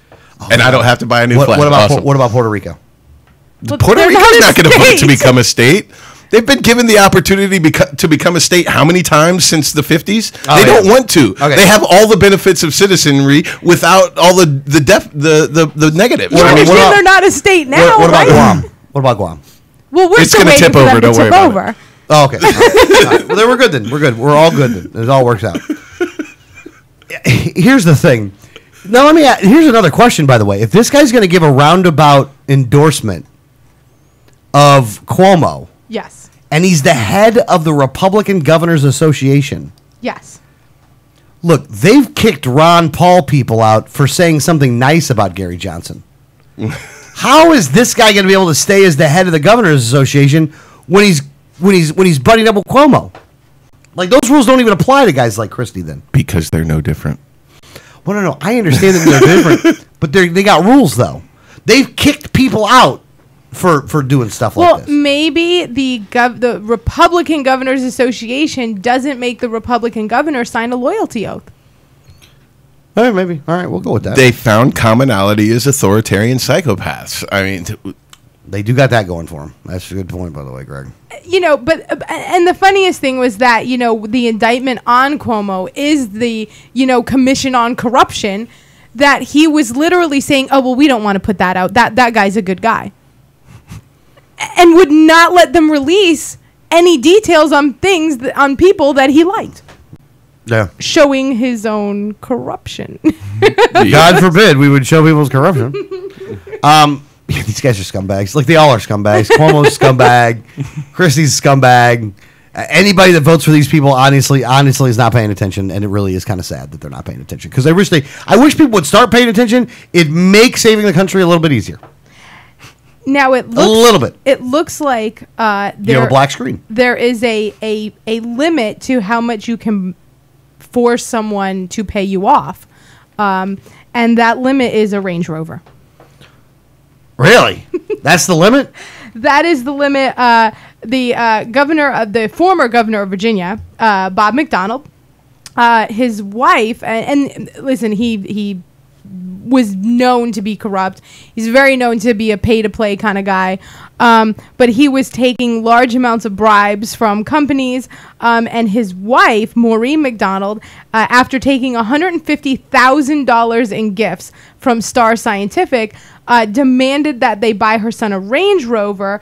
And they said no. They said that was their limit. Was a Range Rover, huh? Yeah, $150,000 in other gifts, not a problem. The Range Rover went a little too far. Just give a tank to their local sheriff and it's okay. Well, those are only $3,000. Those are cheap, man. You can buy a whole bunch with the $150,000. Buy a whole army.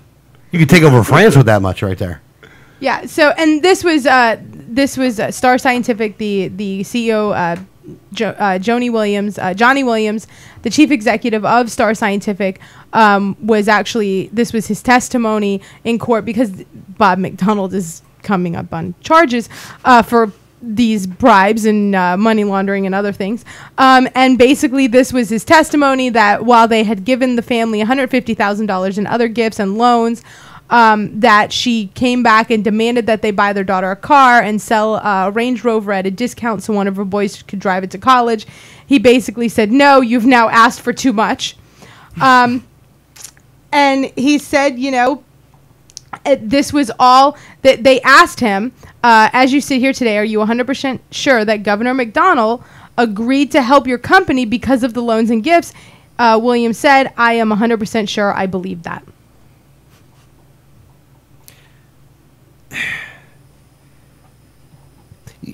Let me ask you a question. Yes. And I just want to put this out there. Doesn't it seem like not only does the politician normally not get in trouble for this stuff, which it looks like now that they might, but shouldn't the people that are making the bribe get in trouble too?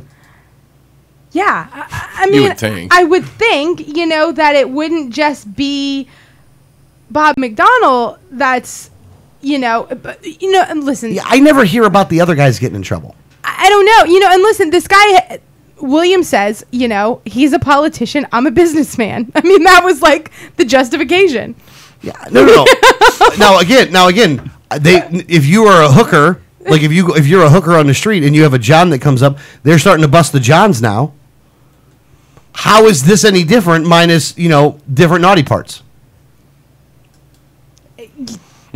Yeah, I don't know. And I wish that I could tell you why the CEOs of these companies who are caught in these bribing scandals aren't getting prosecuted. But literally, like, they're talking about how they gave the governor's wife a Rolex watch.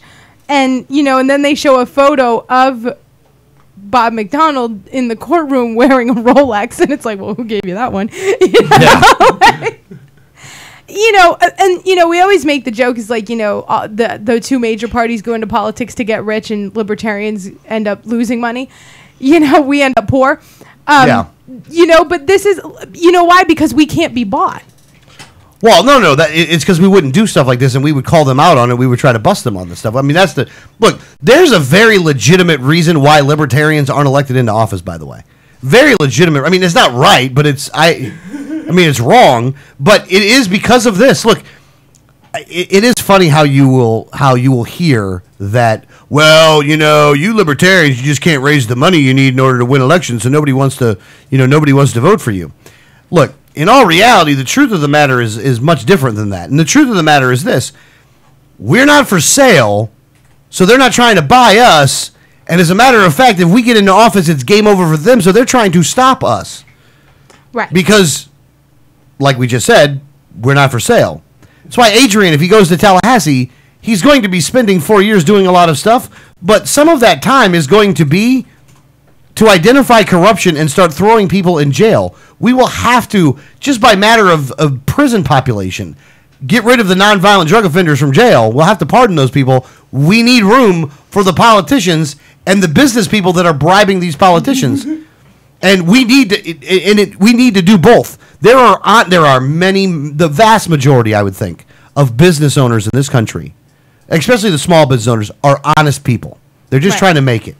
And while some of these people, I'm sure, had to bribe at one point or another, had to grease a skid somewhere, there's some that are doing it because they have to, and there's some that are doing it because they're trying to take out their competition. Anybody that's trying to take out their well, no, I think you got to bust them all. You got to say, look, man, we're going after you. Bribing is bad. Start at the top and work the way down. I think the best part of the McDonald trial, though, was when they adjourned and the judge, quote, "We're going to stop right here because primarily I can't take another second of this." I can't blame them, man. These guys are scumbags. I mean, they're just like, as you're listening to the CEO going, well, I didn't want to give him hundreds of thousands of dollars in gifts, but I needed the contract. Yeah. Well, the other thing is this, too. Like, again, in this Rick Scott, Charlie Crist race, Adrian Wiley race, in this three-way race we got going on here in Florida, if you want to see one video that just eliminates Rick Scott from contention, go watch the testimony. Or go watch the, what do they call that? The deposition. The deposition. Go watch the deposition. That guy's the biggest asshole in the world on that deposition. He is such a jerk in that deposition. Well, I don't know what that means. I don't know what that means. I don't know what that means. I don't know what that means. I don't know what that means. Well, either that or he's... I'll take the fifth. I'll take the fifth. Very, very stupid. Well, yeah. He's either too dumb, which I don't know. I really don't know which one it is, but all I got to say is the man offends me. Like, and the people that support him offend me. Anybody that's a Rick Scott person, honestly, you offend me.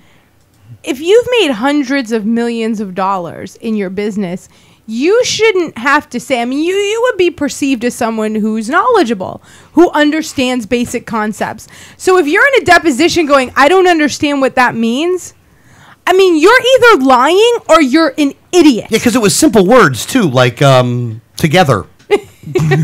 Well, I don't understand what that means. But vote for me. Oh, yeah. Again, the race to the hypocrisy maximum by both the Democrats and Republicans is a speed race at this point, folks. Speed race when it comes to this governor race. Because Rick Scott cannot... There is no way that Rick Scott should be in this office. But then there's no way that Charlie Crist should be in their office. They both are bad. But we'll get into that more later. Oh, we got an hour dedicated to that. Yeah, we got an hour dedicated to that. All right, so is Brandon's on the line. We'll take a break. Brandon will get on here by the time that happens, though. So let's go ahead and we'll take a break. Then we will, then when we get to Brandon, and we will talk about what's going on in his world. Maybe he's got some good movie news for us. All right, you listen to Liberty Underground. We'll be back.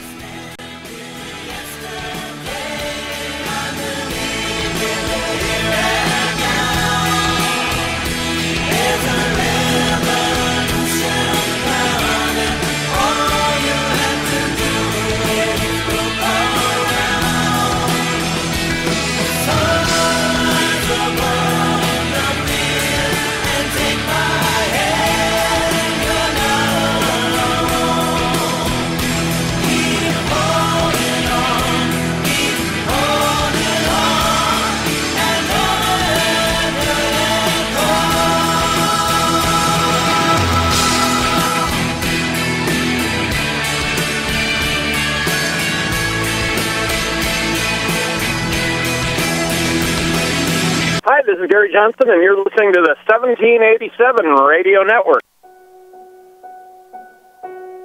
The people hearing our message, and they're realizing that the libertarian philosophy is essentially what most people believe. It's the simple philosophy that government should be limited, held within its constitutional boundaries, and that other than that, should pretty much leave people alone to live their lives as they see fit, so long as they're not harming anyone else. I'm Adrian Wiley, Libertarian candidate for Governor of Florida, and I approve this message.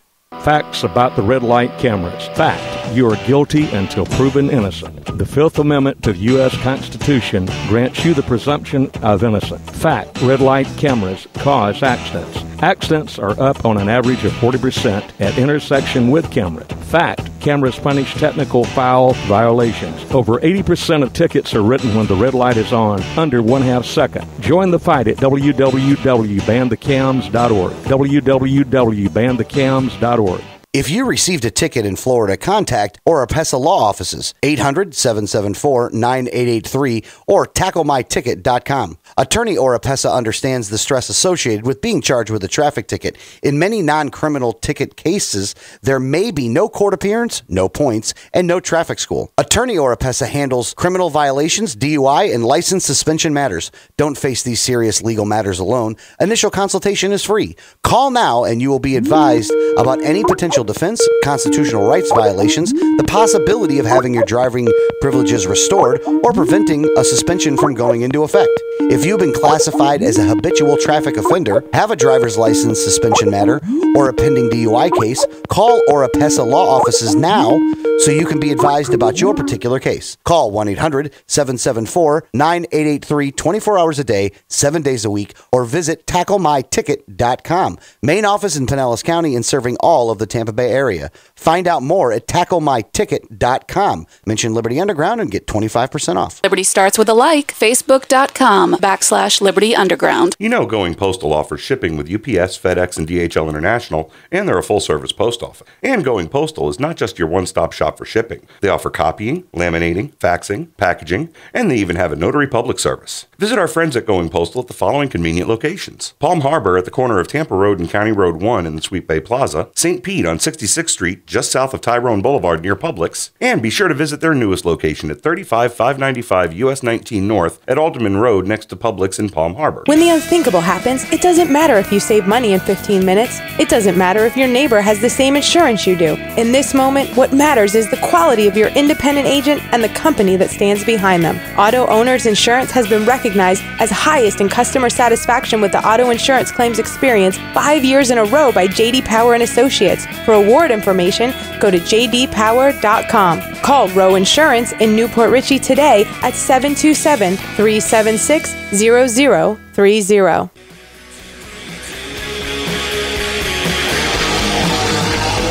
Welcome back to Liberty Underground. Hopefully you're having a good day. Have a good day. On the phone with us right now, if Greg can get him, he's transferring him over right now, so we'll get this on, is going to be Brandon from the Global Dispatch. The Global Dispatch. They keep the truth in the headlines as opposed to keeping the lies in the headlines, is what you see with most of the other mainstream media. But on the line, is he over yet? He is. Brandon, how are you doing, sir? Good morning, my friend. How are you? I'm doing very well, How are you doing today, sir? Oh, I'm very blessed. Thank you for having me on the show again. my pleasure. It's always a pleasure to have you on. Well, you know what? First time call. No, I'm sorry, that's the wrong show. Oh. Now, you know what? It's very apropos that and I know you don't do this a whole lot, but that somebody else on your staff, that Bob does this. It's all of the stuff that's going on with Ebola and the diseases around the country. Or around the world, I guess. The outbreak news. That has got to be the number one thing that's going on right now. What is going on your end? Because we didn't talk about this until we got you on. What's going on with Ebola? I saved diseases for Brandon. Yeah, it really is a fascinating story. And just for those who don't know, if you hear anyone talk about the new outbreak or whatever, Bob's been covering this for months. So actually, Ebola outbreak is trending right now, and we're seeing a lot of traffic with that. And Bob's been covering this for a long time. But the highlight of the story here really is that we had a missionary there, a Christian missionary, Kent Brantley, who was there working with Samaritan's Purse. He contracted Ebola there, helping patients. Other folks have been exposed to this and have contracted it. And two particular Americans, the CDC and the government, the State Department's even looking at whether or not they need to evacuate them to bring them home where they can get proper medical care, because the conditions there in Liberia are so bad that this is one of the reasons that the disease is so deadly. Here in the States, even if it were to come here, we have the capacity, the medical training, the staff, and the capacity to take care of these folks so that it wouldn't be as life-threatening as it is over there. Yeah, but it's now this outbreak, though, this is a new outbreak, right?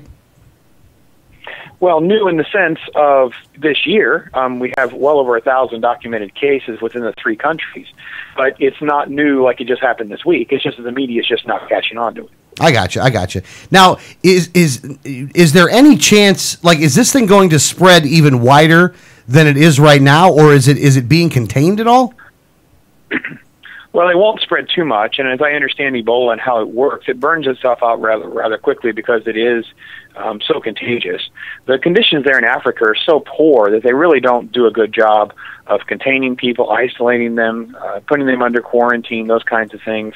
And actually, there are reports that Bob's covered where the child will contract Ebola. The family will break the child out of their containment just so they can be with them. And they're physically exposing themselves now to the virus, and that's perpetuating the problem.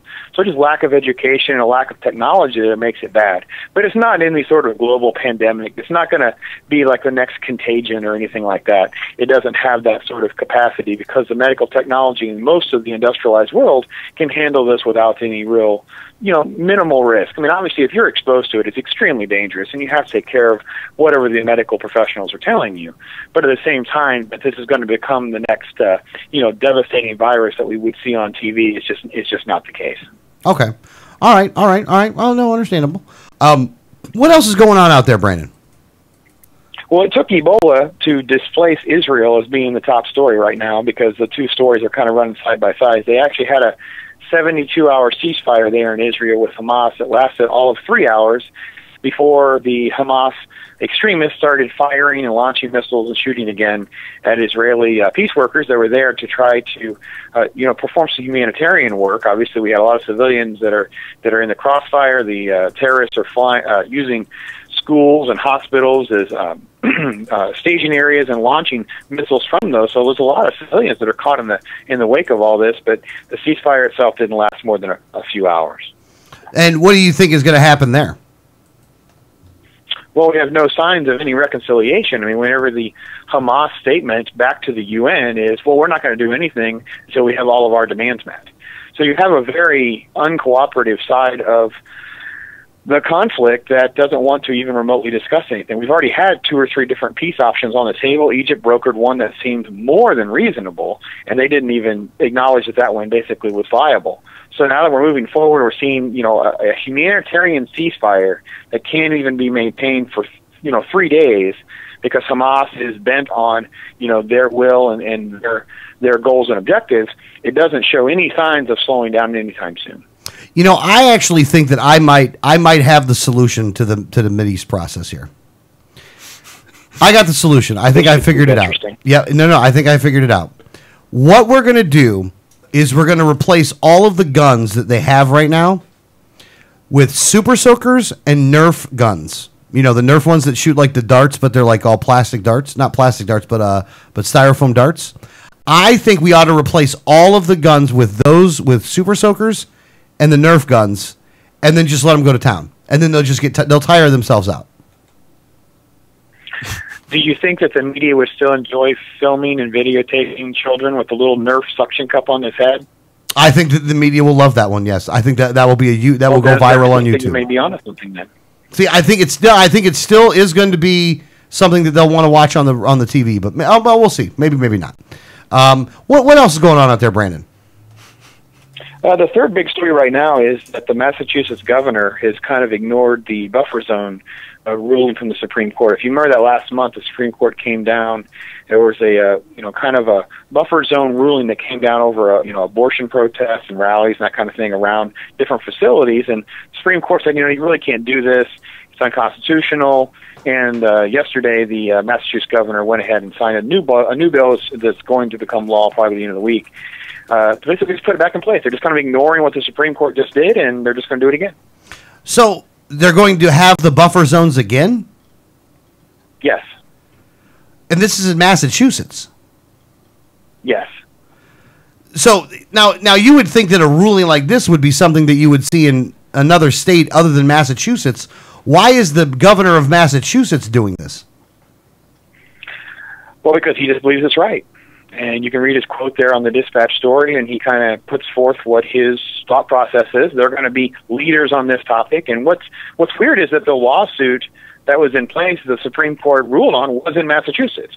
So it's not as though, like you said, it's not as though we had a ruling on some other state, or they're trying to put in place some other buffer zone, or trying to eliminate some other buffer zone. This is the same state, and the governor just is ignoring what the Supreme Court just told them not to do. Now, I want to get your guys' take on this one, by the way. You guys know about the buffer zone thing? Yeah. You guys know. What's your take on that, Danielle? I think that if someone is on private property, they have a right to say that you can't, be within 35 feet of our patients coming in. If they're on public property, then they would not have that right. But this is private property, and I actually believe the governor has the right to tell the Supreme Court we're not listening to you. Also, do I agree with buffer zones?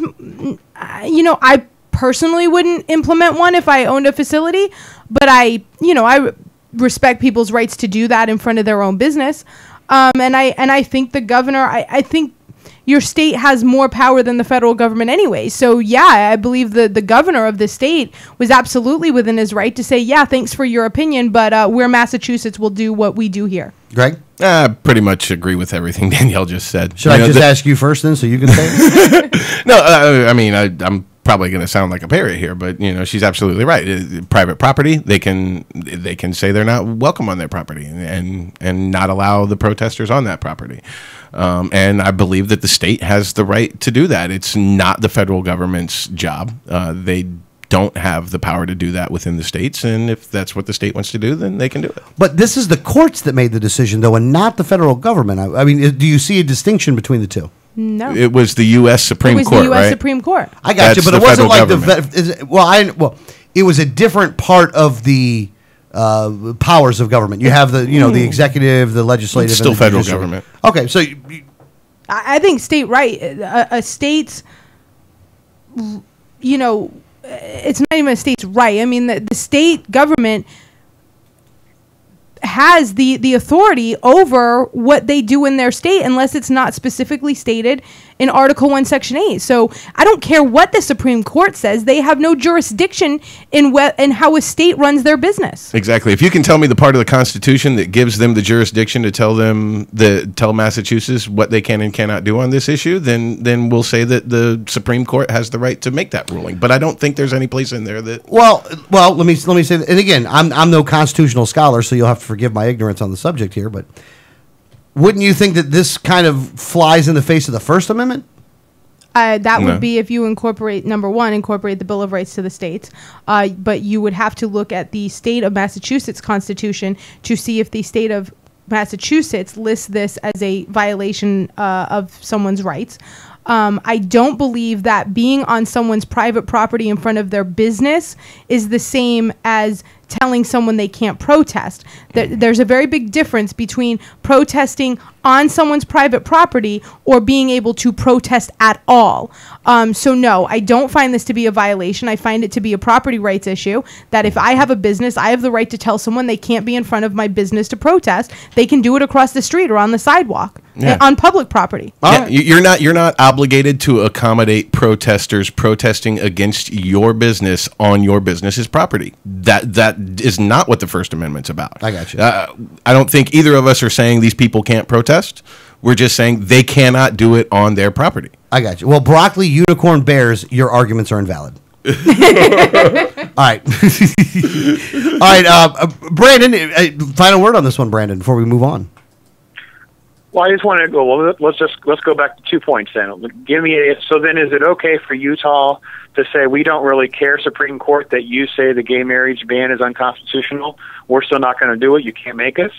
And then 2, we go back to the whole gay cake thing, right? So does the baker then have the right to run his business privately how he wants to do? Because I think we've had some gray areas with these two topics in the past. I do believe that the state of Utah has the right to recognize whichever marriage they'd like. I don't think the federal government has any right to tell any state what they have to recognize and what they don't.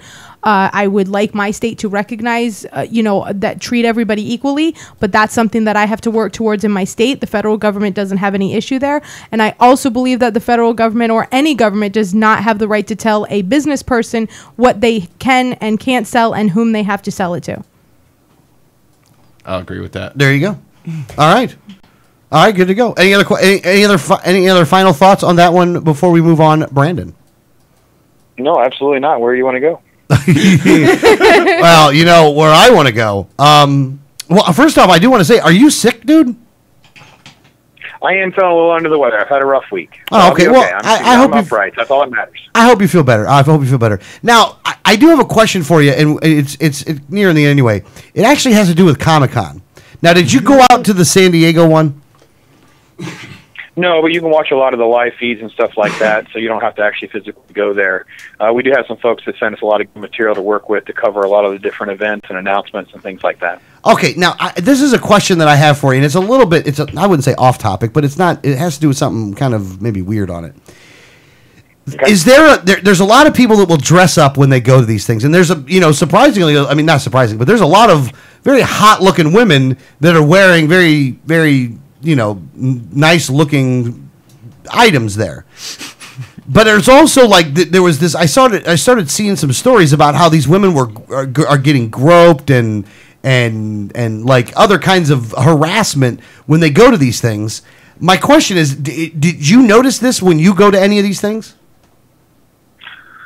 Well, I obviously haven't seen anything directly, but I wouldn't be surprised at all. I mean, when you have a crowd that is just so massive, and people are shoulder to shoulder walking down these aisles, and you have someone who's dressed like Princess Leia in the slave costume for Return of the Jedi. No offense, but somebody might actually touch on her a couple of times, and she kind of has to be a little bit aware of kind of the situation she's putting herself in. I'm not trying to justify the behavior and say it's right, but I would not be surprised by accounts of that.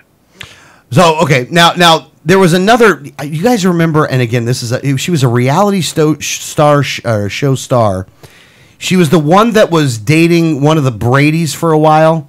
Do you know who I'm talking about? Oh yeah, she was on the America's Next Top Model, and then ended up on she was like the Celebrity House thing or whatever with one of the Bradys. Yeah, yeah. Now she went there. And again, there's like a woman that hasn't realized, or this person who hasn't realized that her 15 minutes of fame are up yet. So now she goes there and dons these outfits that are. I mean, honestly, I've seen more clothes at a strip club than what I saw with this outfit. And she's going around there and basically yelling at people that are at the thing that would do something like this, which they shouldn't do. Don't get me wrong, but I think she's just yelling at everybody that's there. But she's wearing the outfits that she's doing. I thought it was kind of weird that then it's like people are trying to latch on like she's like a Comic-Con troll. You know what I mean? Like it's a really weird kind of deal. Are you saying she's asking for it? No. I'm not saying she's asking for it. I'm saying she's trying to utilize a serious problem to try to get some more of her 15 minutes of fame. Does that make sense? I mean, she's not asking for it, but she's trying to highlight it. She's exploiting a situation. Oh, absolutely, she's exploiting a situation. Have you ever seen people that go there like that, Brandon, that are trying to exploit the situation? I think a little bit of that's come out over the last few years, especially as these conventions have gotten so much bigger. I don't think it's really as much as what everybody's trying to play it out to be. But I mean, and again, when you have women running around nearly half dressed, are you not supposed to make eye contact because it's inappropriate to look at her? Is it, I bump up against her? Is she not going to file a harassment lawsuit against me? And there's all sorts of issues here if we want to try to go down that road. And it's really going to take away from, I think, the fun and the intent of the conventions if this Pandora's box is sort of open. I gotcha. One tip from me to everybody else: if you are looking to go to a place that you have scantily clad women that you'd like to actually touch, go to a strip club. This is what the rest of us do. That's not legal either, Alex. Yeah, but it's not. They're not looking for a lawsuit there. They're just looking for $5. All right, or a 10 spot or something. Well, they'll just have the bouncer beat you into something that resembles a wet prune. Okay. Well, I don't know about the strip clubs that you go to, but the ones that I go to, I'm allowed to touch. So all I'm saying. So maybe you need to up your scale of strip clubs where you're going to. I mean, I can take you to. Matter of fact, Greg, in a couple months, I'll take you to a good one, Greg. I'm just saying. I have so many comments that I have to refrain from making right now. Yeah. I'll take Frank on this. Oh God. That's one of them I was trying. Sorry, I had to do that one. All right. Anything else on the movie front? Now, did you went and seen the Guardians? Did we talk about Guardians of the Galaxy last week? Yes. We did. But that shouldn't stop us this week. Yeah, you know what? I'm going to ask the question. I'm going to ask Brandon. Guardians of the Galaxy and Get On Up open today, and they're both fantastic films. All right, now here's my question for you. You say that Guardians of the Galaxy is part of like all the Marvel comics, right? Or all the Marvel movies that are going to be coming out. Where do they fit in? I have a theory. It's not as blatantly obvious to the general public, because if you don't know the certain comic book that they're kind of leaning towards, then it's a little hard for me to explain. But if you remember, the blue cube, that's the Tesseract, and then of course the red ether from Thor's Dark World. They're key elements in their universe, and this is another element in this film. It's in a little circle dome, little orb, and it's called an Infinity Stone. So there's a character you'll see in this film called Thanos, who was revealed at the end of Avengers, and he's trying to acquire all of these Infinity Stones, and it's a huge story arc in the comic book universe in Marvel where they pull together literally every single one of their characters to battle this guy, because he has control of 6 of these things, which make him almost unstoppable. So very likely that this movie kind of helps move that along, but it also starts to introduce the other part of the Marvel universe most people don't know about. These space characters, all these different alien races. It becomes a lot more like the Star Wars universe than the typical Thor and Captain America that people are at least familiar with. I got you. Yeah, this is actually based off of the Infinity Gauntlet series. It's my all-time favorite major event that Marvel has done. They did Civil Wars recently. They did Secret Wars in the past. Infinity Gauntlet kind of falls in between. And that's actually, I have the entire collection of all the Infinity Gauntlet comics, all the crossovers into all the individual characters that it made, and the entire series itself. And I've kind of seen them leading to this very early on, and they've changed it a little bit, because in the comics the Tesseract was its own item, and what they're doing now is kind of making the Tesseract one of the Infinity Stones, and all of these Infinity Stones together give the holder of all of these stones power over all of the different aspects of reality, and ultimately the holder of all these Infinity Stones will be God and can do whatever they want. All right, and it's a great storyline. I love it. All right, well, I just hope they don't jump the shark on this, man, because they got me on a lot of this stuff, man. But I start seeing, wood talking and little raccoons running around, and I get a little nervous. I get a little Jar Jar Binks nervous. I mean, you got to forgive me for being gun shy. You're gonna be so surprised at how enjoyable, and you're gonna discover whether or not which of those 2 characters was your favorite aspect of the movie. It's done that well. Wow. Oh, wow, that's good. Brandon, boy, he calls like he sees it, man. So we'll have to check that out. All right, well, his name is Brandon. The website is theglobaldispatch.com. Brandon, first off, I do hope you feel better, and we will talk to you next week. Thank you. All right, you guys take care. Talk hard. Talk hard. I think he was talking hard, to be honest with you, man. I think he was having a hard time talking. Yeah. I mean, you could hear it, and he did really well, though. What a radio professional Brandon is. I feel so bad that he has to call into this program, though. He has to lower himself to Like, he has to lower himself to the standards of coming on this program to try to raise the standards of this show. And it can't be easy talking to us. So I'm very happy for Brandon for doing that. Thank you for raising our show quality, Brandon. Yes, good job, buddy. We have 30 minutes of smart every week. He's a good one. He talks good. We like it when he comes in because he talks good. He got a purty mouth. That's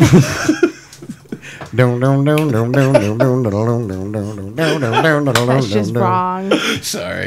See, and this is why we need to bring Brandon on to hire the class of the show. I am why we can't have nice things. Hold on. He gets off and we go to dueling banjos. I mean, immediately. It takes seconds, not even minutes. And deliverance, for the record. Oh my I'm glad they didn't make that into a comic book. I'd hate to see where they would have gone with that. I'm sorry, dude. That's just too funny.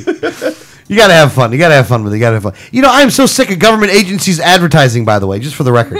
I know we only got a couple minutes left, but it annoys me that government agencies advertise. If I wasn't, I'd like to make a law. About government agencies advertising? I would like to ban government agencies from advertising at all. Well, is that a law you guys could go with? Good stuff doesn't need advertising. Right. Have you ever tried pot? Yeah. Did you like it? Yeah. You ever seen a commercial for it? Well, not directly. No. I'm going to say there's there's more infomercials for 30 minutes. You don't have to sell people on good things. It's like toilet paper commercials. You don't really need them. It's just about competition. Well, I like 2-ply, though, and we're not dealing with 2-ply in the house right now, and I did notice the difference. I'm just saying. I did notice the difference, which I think it's got to go actually quicker because I end up using a lot more of it. But it hasn't. That pack there has actually lasted longer than what we were buying. Well, I got to use more then. Okay. He's like, my plan has not worked. All right. Well, All right, hour number 2's in the bag. Hour number 3 is coming up. In hour number 3, we are going to dedicate an hour to Rick Scott, Charlie Crist, and the Wiley for Governor Craft Brewery Tour, because we needed dishonesty, and some honesty in Adrian Wiley and his Craft Brewery Tour. This is Liberty Underground. We'll be back after these messages.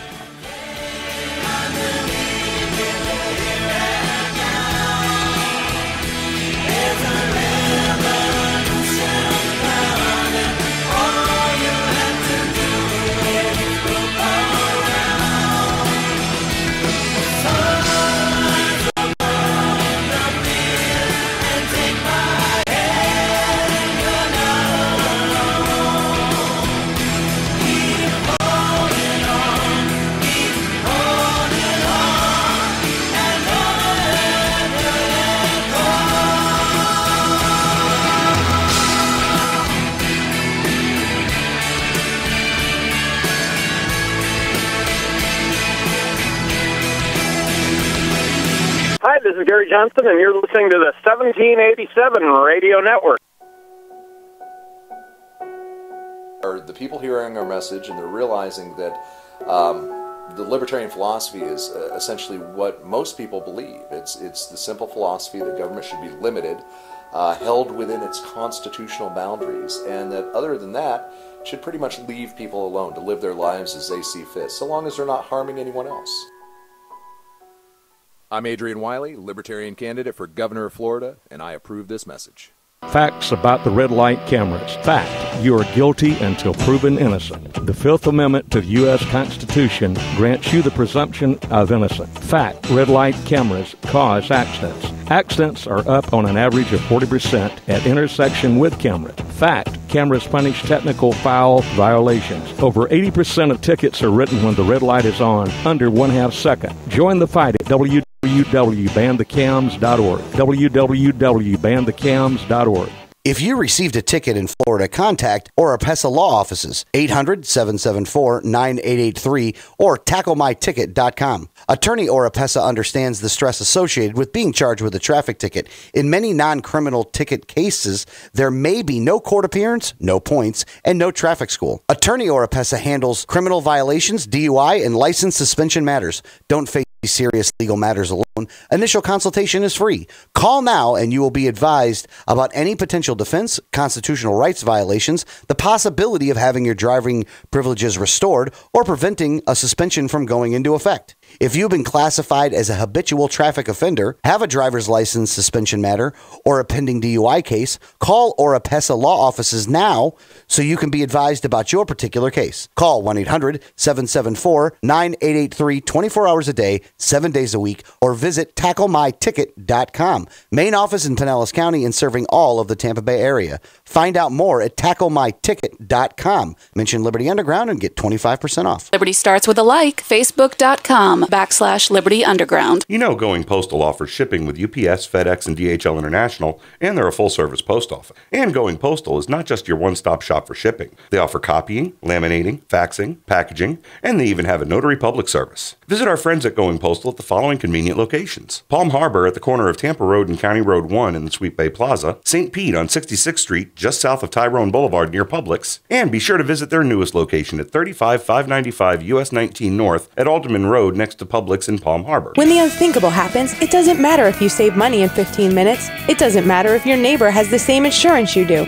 In this moment, what matters is the quality of your independent agent and the company that stands behind them. Auto Owners Insurance has been recognized as highest in customer satisfaction with the auto insurance claims experience 5 years in a row by J.D. Power and Associates. For award information, go to jdpower.com. Call Row Insurance in Newport Richey today at 727-376-0030.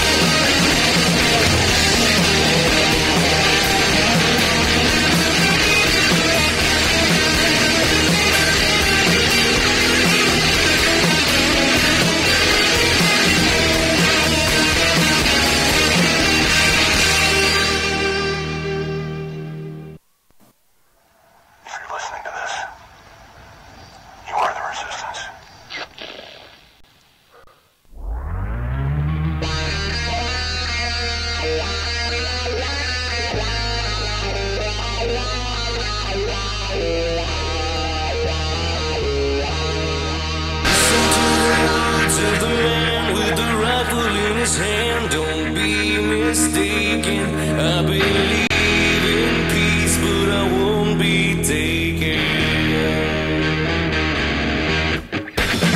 I will not submit to authoritative man. I'm ready to die, but not for love. See the signs appear, it's gonna happen here. This is Liberty Underground with Alex Snicker, Danielle Alexandra, and Greg Bowen on the 1787 Radio Network. Well, good morning, Clearwater, Tampa Bay, St. Petersburg. This is Alex, co-host, Liberty Underground, along with me, the Duchess of Doing Stuff, Tripoli's favorite, most loved libertarian, Danielle Alexandre. How are you doing? I'm doing well.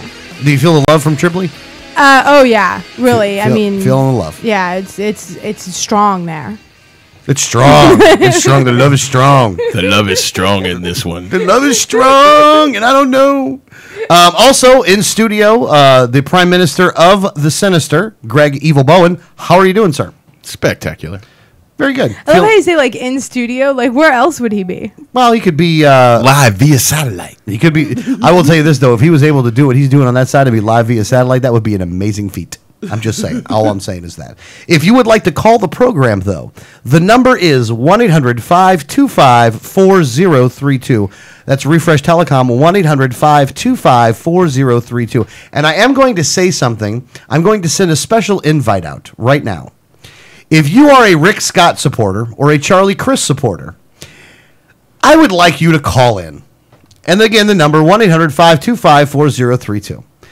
We will be engaging in a conversation with you, but we will be fair in the fact that we'll give you a little bit of time to prove your case, or I would say to lay out enough rope to hang yourself with. Because that's probably what you're going to do, because if you're going to call in and support them, then you better be able to defend all the stuff that they've done. So at any rate, 1-800-525-4032. So let's get into the gubernatorial race, and let's start with the current Republican governor, a man by the name of Rick Scott.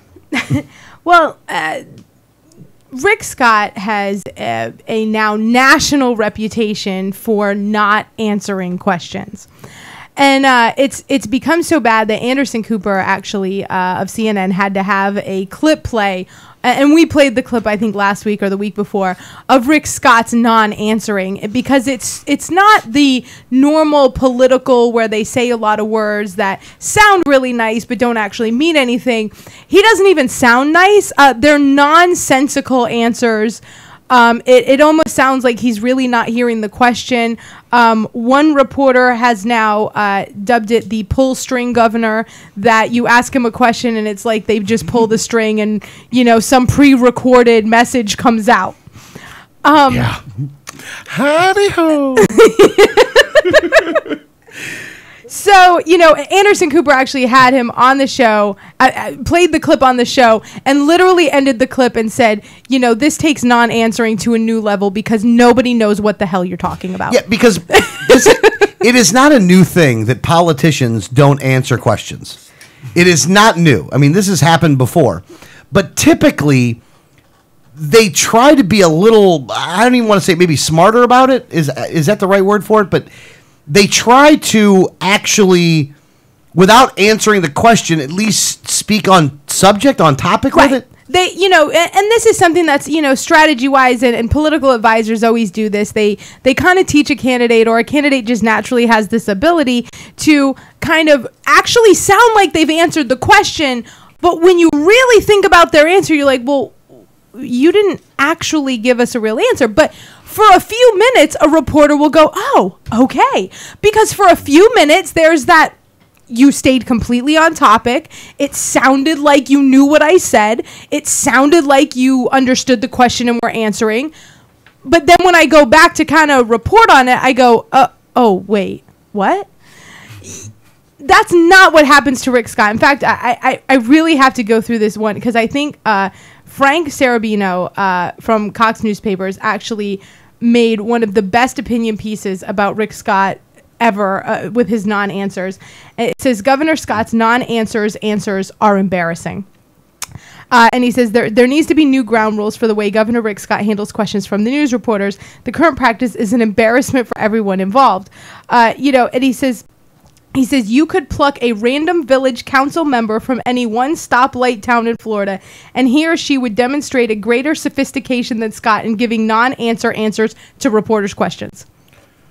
I mean, it is a whole new low in my opinion, and I'll tell you again, I'm insulted. The reason I'm insulted is I can understand if they were doing gotcha questions. Right. Like, I can understand that if you go, look, I'm not going to, but here's the thing. If you're not going to answer the question, in all honesty, if they're trying to do a gotcha question, I actually would, I'm not going to answer that gotcha question. I would announce that I'm not going to answer the question and be confrontational about it. Right. I would have more respect for him if he did that. This is one of the newer ones is actually something that Mark Caputo from the Miami Herald actually was talking about. And Governor Rick Scott was, and he's had a long history of not talking about gay marriage. Yeah. His non-answer answers and nonsensical garbage has been, reporter fodder for his entire, governorship, and campaign previously. He really doesn't like to talk about it. He gets very embarrassed. He gets the wide eyes. His face kind of disfigures into a even more scary looking picture than usual. Yeah. And his eyes get really big, and his eyeballs just about bulge out of his head. And he goes into a crazy rant about taking over Castle Grayskull. But he says, he was asked about the down in the Keys where the judge down there is saying that the same-sex the ban on same-sex marriage in Florida is unconstitutional, and she overruled it. And in Monroe County, they were going to start. And basically, they ask him about it. Bonita Springs reporter asked him about it, and he says nobody wants discrimination in our state. And then he added that he believes in traditional marriage as well. So the reporter says, "Aren't you trying to have it both ways?"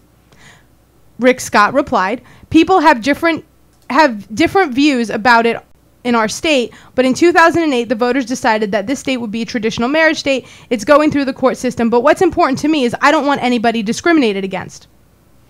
All right. Putney says, "Aren't gays being discriminated against?" Rick Scott, "I'm against any discrimination, but in 2008, the voters decided this would be a traditional marriage state."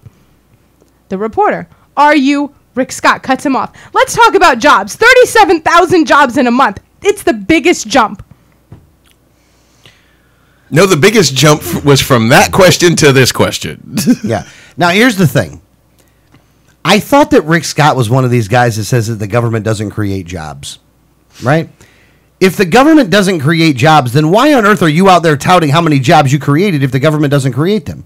Shouldn't you be talking about the business owners that are creating these jobs? And a lot of the numbers that Rick Scott has given when it comes to job creation is a lie. They're just not true. I mean, 37,000 this month. I mean, you didn't create those jobs. Somebody else created those jobs. I mean, you could be happy that those jobs were created. You can cheer those people on, but you're trying to take credit for those jobs being created. And I would argue that jobs are being created in this state despite your efforts to close them down, and and they're not always successful. I give you sweepstakes locations as losing 18,000 jobs that didn't have to be lost because of you. I have another. How many jobs is craft breweries? 14,000. 14,000 craft brewery jobs that you were trying to get rid of because of your boys in the distributors. Your distributors that paid you a whole lot of money. And it is just an insult that the guy won't actually answer a question. Again, it's the media, for all the bad, there's a lot of bad things that media does on a national scale for sure, but I think it gets a little better when it goes local. I think local media is a little bit better. Would you say that? Oh, definitely. Mm-hmm. Rick Scott was actually asked very recently, and this is another one of these, eyes bulging out of the head non-answers. He was asked by a reporter this week, "Why do you think you have a reputation for not answering questions?" His answer, "I answer questions.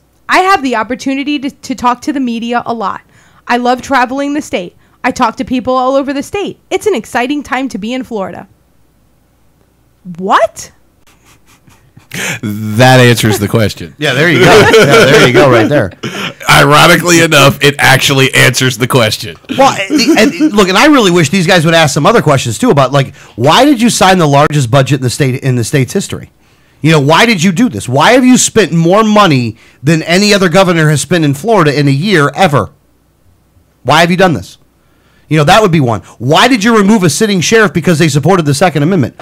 Why did you do this? That's a good question that I would like to have answered. Now, I know Rick Scott's not going to answer that question. Also, another good question, why did you just change the name of Common Core and still implement the process, and then when somebody in a local group questions you on it, that you lie straight to their face? Like, why the need to lie? Like, those are questions that I would like to see answered. Right. Maybe. Good luck with that. Oh, no, absolutely good luck with that. He won't even answer, why don't you answer questions? Yeah. You know, I talk to media a lot. Florida's nice. You know, it's like he's stoned. It is. I don't know why this guy isn't for medical marijuana, because honestly, I think he's on it. He looks like because it'll cut into his stash. Yeah, that might be true. That might be true. Now, not to only pick on one and not on the other. Right. Charlie Crist has also gone into the I don't know what you're talking about mode, because he has, when asked about Nan Rich, he comes back with the line, it's important. We're looking forward to the election with Rick Scott.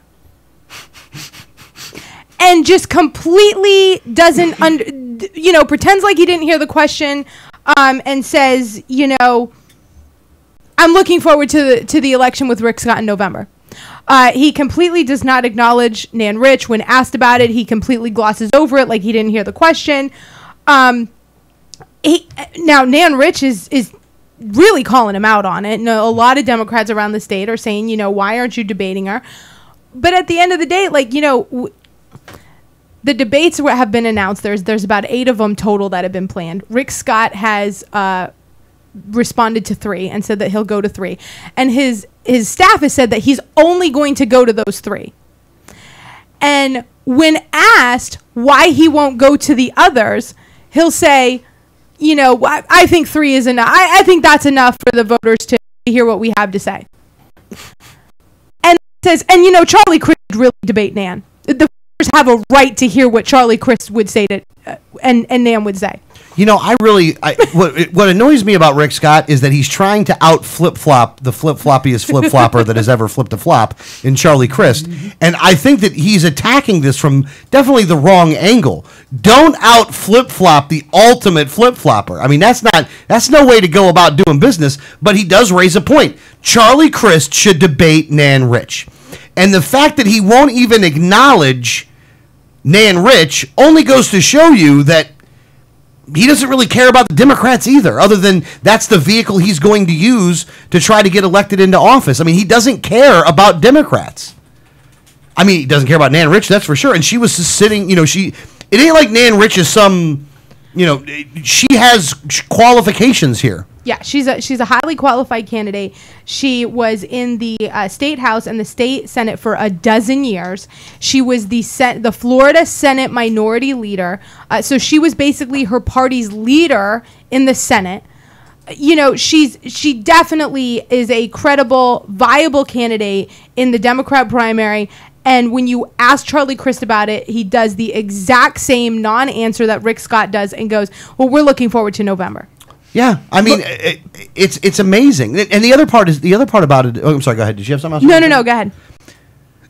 The other part about it is this: the last time that Nan Rich held office, she held office as a Democrat. Yes. The last time that Charlie Crist held office, he held office as a Republican. Like, how do you Democrats want to vote for this guy? That was it's like he's going to go up there with a full Republican legislature and not really do anything. I mean, he's going to talk a good game, but that's all that's going to happen. The corporatism's still going to run amok. Right. I mean, maybe Democrats will get more of the corporatism money, which maybe that's the only reason you guys are doing it, which, hypocrites all day long. But you guys really do look hypocritical with your support of Charlie Crist. It is amazing that you are that willing to just throw everything away, because now the unions are with Charlie Crist and everybody else is with him. And the other thing is this, and it really, in all honesty, Adrian Wiley should literally go to just every black church in the state. You know why? Because all he has to do is say Charlie Crist was known as Chain Gang friggin' Charlie and was making laws to put more people in jail, and it was disproportionately affecting the black community. I will pardon every nonviolent drug offender, and I'm out. Don't even stay and shake a hand. Leave. Go get back to your praying to God. No, stay and shake hands. Well, I mean, you know what I'm saying, though. But yeah, I mean, listen, and that's not only the only thing. Charlie Crist has, gone in this whole, he'll answer any question and then apologize for his previous stances on the same issue. And then when you ask him about Nan, he pretends he didn't hear you. But that's not the only thing that has come out this week. Everyone's seeing all the ads on TV. I know we've been seeing them here. All these, the Charlie Crist ads, the Rick Scott ads. Well, you see Charlie Crist walking around a school, and he's like, this is the door to the future. And, this is where I went to school and, and all these other things. Yeah, that's actually against school policy to film a political ad on school grounds. Yeah. Yeah. Good point. So, the Pinellas County school system prohibits the use of school property for advertising or otherwise promoting the interests of any commercial, political, or other non-school agency or individual organization. Well, maybe someone should have told Charlie that. Well, look, be honest with you, I'm sure they knew. Well, just like in Seminole. Has legality ever stopped Charlie before? Yeah, ask Jim Greer about that. And from my understanding, though, the lieutenant governor pick is also embroiled in some stuff too. Yes, she is under investigation for major tax evasion and fraud. Can we do a little vetting first, people? Wait, aren't the Democrats the ones that like taxes Yes. and think people should be taxed more? Yes. But this is a Democrat that's being charged with tax evasion? Well, no. They want you to pay more taxes. Oh, You're confused on their position. That's right. And you want to know the reason why they don't want to debate Nan Rich, though? Is it because Nan Rich has come out against the corruption that's going on in Tallahassee? Yeah. That's the real secret as to why Nan's being ignored. That she wants to get rid of the corruption, too, which is here's the thing. I agree with her on that. Yeah. I think that getting rid of the corruption is almost got to be mission number one. Because until you get rid of the corruption and have some kind of an honest conversation, you're never going to get to the right answers on these questions anyway. You need to get rid of the dishonesty first. And Charlie Crist and Rick Scott are not going to get rid of any dishonesty. They're only going to double down on it. Look, this is one of the most corrupt states in the country. The most corrupt state in the country. The most corrupt state. And here's the thing. You have the current Republican governor who's been in charge of the most corrupt state, and the former Republican governor who's been in charge when it's been the most corrupt state. It's corruption, folks. You cannot, in good conscience, vote for either one of these guys. The other thing about it is this. We've seen the polling data, the latest Quinnipiac poll and the polling data that came out. Now, as it stands today, Adrian Wiley's at 9%. Right. However, and I know that this is going to go again, if you're a Republican and you listen to the talking points of the GOP, that I'm going to say something that you're going to go, well, that's not true. That's not what my GOP handlers told me. But it's true. And if you look it up yourself and do a little independent research, you'll find out that I'm telling the truth. And here's the truth. When they did the numbers, Adrian polled 1 percentage point more from the Democrats than the Republicans. Now, you could say that it might be even. I'm going to go with, let's say it's even. He's pulling evenly from both. That means he's not pulling hard from one or hard from the other, so it's not going to help. It's not going to help, we're not going to help Charlie Crist or Rick Scott, and here's why. I don't think that Rick Scott will be able to get above 50%. I don't think he can. I don't think that Rick Scott at the end of the day can get more than 50% of the vote. I don't think, I mean, in all honesty, and breaking down the numbers and breaking down poll after poll and kind of seeing, other kind of election results around the state and how things are shifting politically in Florida, I don't think Rick Scott has a chance of winning re-election. I don't either. I really don't. Now, and this is the funny part about it is we're saying that, and I will acknowledge that the Democrat vote will be depressed come November, considering it's a midterm election. No, I don't think. I don't think it matters. I think they'll be out for Amendment 2. But and here's the thing is, and I'm really kind of, if I were to call this race without Adrian in it, Adrian is not a factor. He's not even running. Rick Scott would have absolutely zero chance of winning. Absolutely zero. He was probably going to lose by 5 or 6 points. Yeah. Easily. And it's just a no-brainer. Amendment 2 being on the ballot, people are coming out simply for that amendment. He's been very adamantly against it. So you have a large population coming out on one issue, and he's against that issue. He had zero chance of winning. Zero. Mm-hmm. I've talked to too many people that when I talk to them about Adrian, they go, yeah, but I can't risk letting Rick Scott win because we need medical marijuana to pass, and we need a governor that's going to support medical marijuana. That is actually my biggest hurdle when talking to people about Adrian Wiley. It's not Rick Scott. Nobody cares about Rick Scott. Nobody seems to want him, even people to the right of the political spectrum. Yeah. You know what I don't understand about what you just said? I mean, I understand it's not you saying it. You're repeating what someone had told you. Right. That thing passes or fails not based off of who gets elected governor. It's based off of who is, whether they say yes or no on Amendment 2. We still need a governor that's going to be supportive of medical marijuana to get this implemented correctly. It's the regulation. If we have a governor that is against it, even if it passes, it just becomes a big battle. If we have a governor that supports it, it makes the process a lot easier. You understand? Yeah, I do understand that. I think there's one thing that those people are not taking into consideration. Chain Gang Charlie. Yeah, that's one. That's one of them. That's one of them, Chain Gang. And that's what we should... Again, that's the narrative to go after Charlie Crist on, is that, make him live his Republican roots. Because here's the thing. This is what you've done. He signed some of the largest and strictest rules against marijuana than any other governor in the state of Florida. So, you can go, well, we got to make sure Charlie Crist wins because of medical cannabis. At the end of the day, who made it to where people are getting arrested and thrown in cages much quicker? Yeah, that'd be Charlie Crist. Yeah. I'm not saying they're arguments. Oh, no, I know you're not. But no. Since we're going to be on the air, let's I dispel the understand, myth. but you know what, though? I bet you there's a lot of people listening right now that probably said, yeah, you're right. That listen to what you just said, and you know what? You're right. That is why I couldn't do it. Now, and the funny thing is, there's only one vote you can have that's actually going to make this thing. Well, there's only 2 votes you can have. There's one vote that's much more important than the other. But there's 2 votes that are equally important. You're confusing people, Alex. Well, actually, there's 3 because you still have to say yes on 2. Oh, you got to say yes on. You got to say yes on 2. You have 3 important votes here. You got to vote for Adrian Wiley, and you got to vote for Bill Wolsifer. Yeah. Yeah.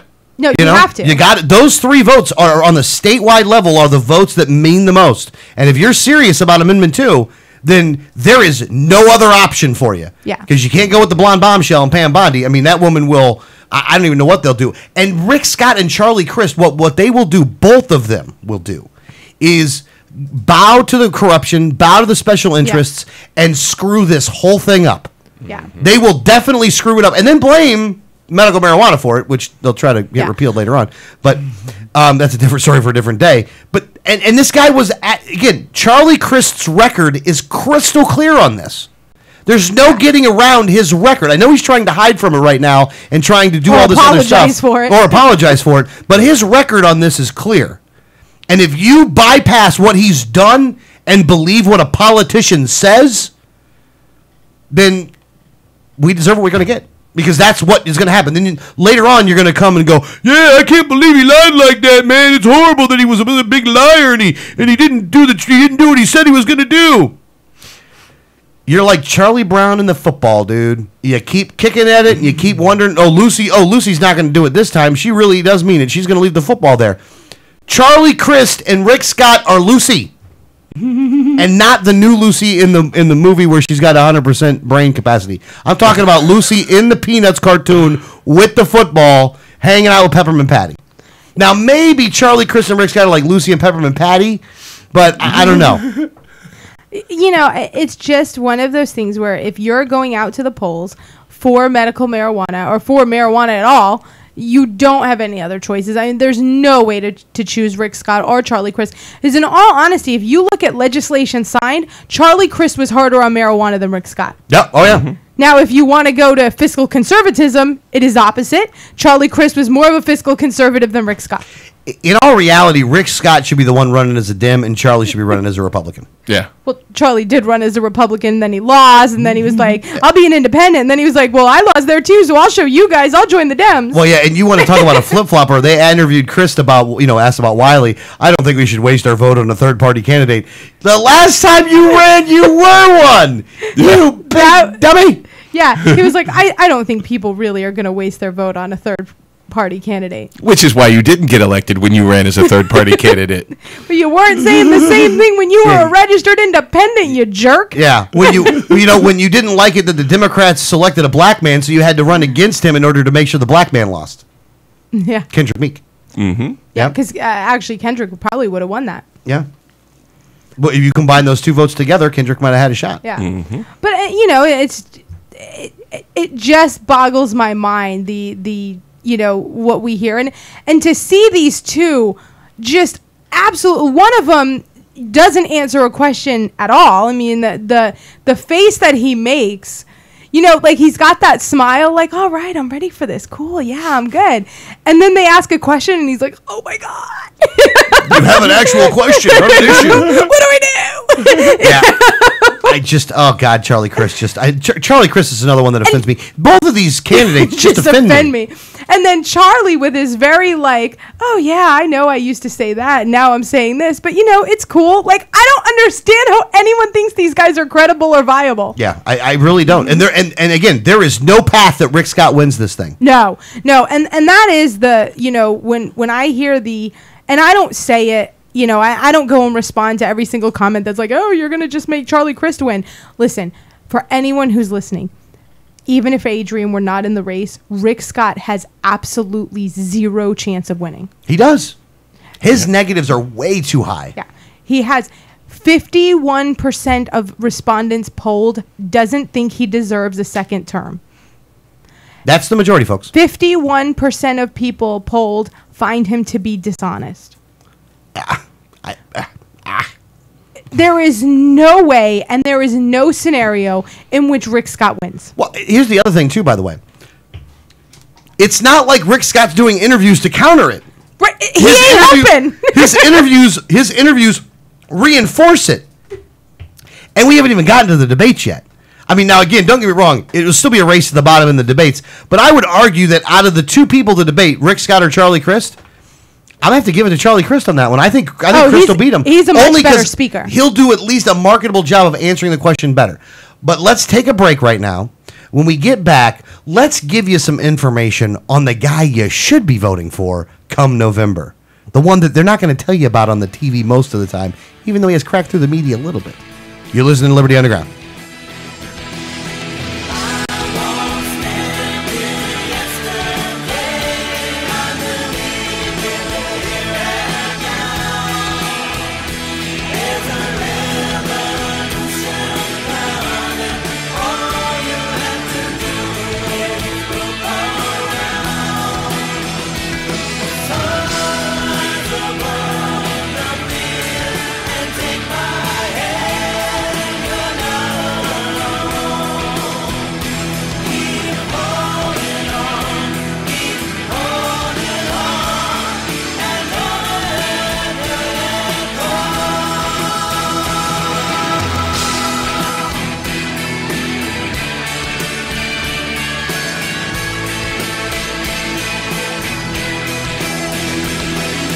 Hi, this is Gary Johnson, and you're listening to the 1787 Radio Network. The people hearing our message, and they're realizing that the libertarian philosophy is essentially what most people believe. It's the simple philosophy that government should be limited, held within its constitutional boundaries, and that other than that, should pretty much leave people alone to live their lives as they see fit, so long as they're not harming anyone else. I'm Adrian Wiley, Libertarian candidate for Governor of Florida, and I approve this message. Facts about the red light cameras. Fact, you are guilty until proven innocent. The Fifth Amendment to the U.S. Constitution grants you the presumption of innocence. Fact, red light cameras cause accidents. Accidents are up on an average of 40% at intersection with camera. Fact, cameras punish technical foul violations. Over 80% of tickets are written when the red light is on, under 1/2 second. Join the fight at www.banthecams.org. www.banthecams.org. If you received a ticket in Florida, contact Oropesa Law Offices, 800-774-9883 or tacklemyticket.com. Attorney Oropesa understands the stress associated with being charged with a traffic ticket. In many non-criminal ticket cases, there may be no court appearance, no points, and no traffic school. Attorney Oropesa handles criminal violations, DUI, and license suspension matters. Don't face these serious legal matters alone. Initial consultation is free. Call now and you will be advised about any potential defense, constitutional rights violations, the possibility of having your driving privileges restored, or preventing a suspension from going into effect. If you've been classified as a habitual traffic offender, have a driver's license suspension matter, or a pending DUI case, call Oropesa Law Offices now so you can be advised about your particular case. Call 1-800-774-9883 24 hours a day, 7 days a week, or visit tacklemyticket.com. Main office in Pinellas County and serving all of the Tampa Bay area. Find out more at tacklemyticket.com. Mention Liberty Underground and get 25% off. Liberty starts with a like. Facebook.com/Liberty Underground. You know Going Postal offers shipping with UPS, FedEx, and DHL International, and they're a full-service post office. And Going Postal is not just your one-stop shop for shipping. They offer copying, laminating, faxing, packaging, and they even have a notary public service. Visit our friends at Going Postal at the following convenient locations: Palm Harbor at the corner of Tampa Road and County Road 1 in the Sweet Bay Plaza, St. Pete on 66th Street just south of Tyrone Boulevard near Publix, and be sure to visit their newest location at 35595 US 19 North at Alderman Road next to Publix in Palm Harbor. When the unthinkable happens, it doesn't matter if you save money in 15 minutes. It doesn't matter if your neighbor has the same insurance you do. In this moment, what matters is the quality of your independent agent and the company that stands behind them. Auto Owners Insurance has been recognized as highest in customer satisfaction with the auto insurance claims experience 5 years in a row by J.D. Power & Associates. For award information, go to jdpower.com. Call Row Insurance in Newport Richey today at 727-376-0030. Welcome back, Liberty Underground. If you'd like to call the program, Charlie Chris supporters and Rick Scott supporters, the number 1-800-525-4032. Come on and give us a counter to our half-hour-long attack of your candidates. Defend your boys. Defend them. You know, we're waiting. I think the one thing, and this is the one thing that I do reply to almost anyone, is that, you know, listen, if you think that your candidate can't win, then choose a better candidate. Stop blaming someone else's, like, stop blaming another one. Like, listen, you don't own my vote. You have to earn it. So choose a candidate that'll earn it and you'll get it. You know, stop blaming someone else because they earned my vote and your candidate didn't because they suck. Yeah, yeah. And the other thing, the other thing that I get annoyed with is the money thing, where they go, well, these guys just have too much money. Shouldn't that be the reason why you don't vote for them? Yeah. Like it's not like Rick Scott and Charlie Chris got a whole bunch of money from a whole bunch of just regular Floridians and they just really like them. You know what I mean? They're not giving them $5 at a clip. These guys got hundreds of thousands of dollars from all different kinds of industries in the state that are looking for an advantage in government. And who are actively screwing over the people at every turn. Every turn. Before the turn, during the turn, after the turn, and before the next turn. Yep. Just to one-up Greg on that one. Sorry, I didn't mean to one-up you on that. But, I mean, that's what they're doing, though. There's no getting around it. There's no, like, well, you know, and even in... Speaking of which... Oh, yeah, go ahead. Why don't we call public policy polling? Let's give them a call real quick. I mean, yeah, let's give them a call. You're right, Greg. I'm sorry. I got off track. I got off the rails like I was in the wrong show. That's all right. So right now we're calling public policy polling, just so you know. Dean Debnam, public policy polling. Why is it with deans and these, like, deans? There's a dean with the Florida Press Association. Association. Because Dean Ryder is with the Florida Press Association. I don't like the word dean anymore. Yeah, I know. I hate these guys. He's not going to pick up the phone. We just know. No. I mean, that means we get to leave another awesome voicemail. Yes. I'm never going to name a kid Dean. I'm telling you right this now. is awesome. I'll tell you after we leave the message. Dean, phone right now. Please leave a message. Hey, Dino! It's Alex. It's your Liberty friends Underground. You're over live at on the the Liberty air. Underground. Well, you're on the air, but you're not live on the air, but your answer machine is. Well, we are. Now, I don't know if you saw Quinnipiac. They actually have a little bit more honesty than you guys do. And they went ahead and included Adrian Wiley in their poll and had him at 9%. Now, I don't know if you guys are there to protect Rick Scott or Charlie Crist or both of them or the establishment or whatever. But maybe now that Adrian's polling at 9%, it might be a good idea for you to go ahead and include Adrian Wiley, the Libertarian candidate for governor of Florida, like you said you would, in your next poll. It might lend some credibility to you. It might. It might. It's very hard, though, because you guys do as much as you can to not make yourselves credible. But with that being said, maybe you guys might be able to earn some of that back. At least with me, you would. Yeah. So don't be a liar. Yeah. Don't be a liar. Or you can go ahead and do that, and that'll be great. Have a good day. Toodles. Toodles. All right, so there you go. Okay, so there's the call to public policy. I had someone comment on the Wiley for Governor page because I actually have been checking it and answering people. They have questions about the Brew Tour as we've been on air, and someone actually said that they thought it was International Beer Day. So I looked it up, and today, August 1st, is in fact International Beer Day. Oh, I'm drinking. How cool is that? Wow, that's awesome. We did not plan that. Yeah, that now I wish we could have. Yeah, I really wish we could have at that point, though. That is uber cool that we are doing it on. We're starting the tour on International Beer Day. You know what? I will say this: if Adrian does win the election, then August will forever be known as International Libertarian Beer Month. Yes.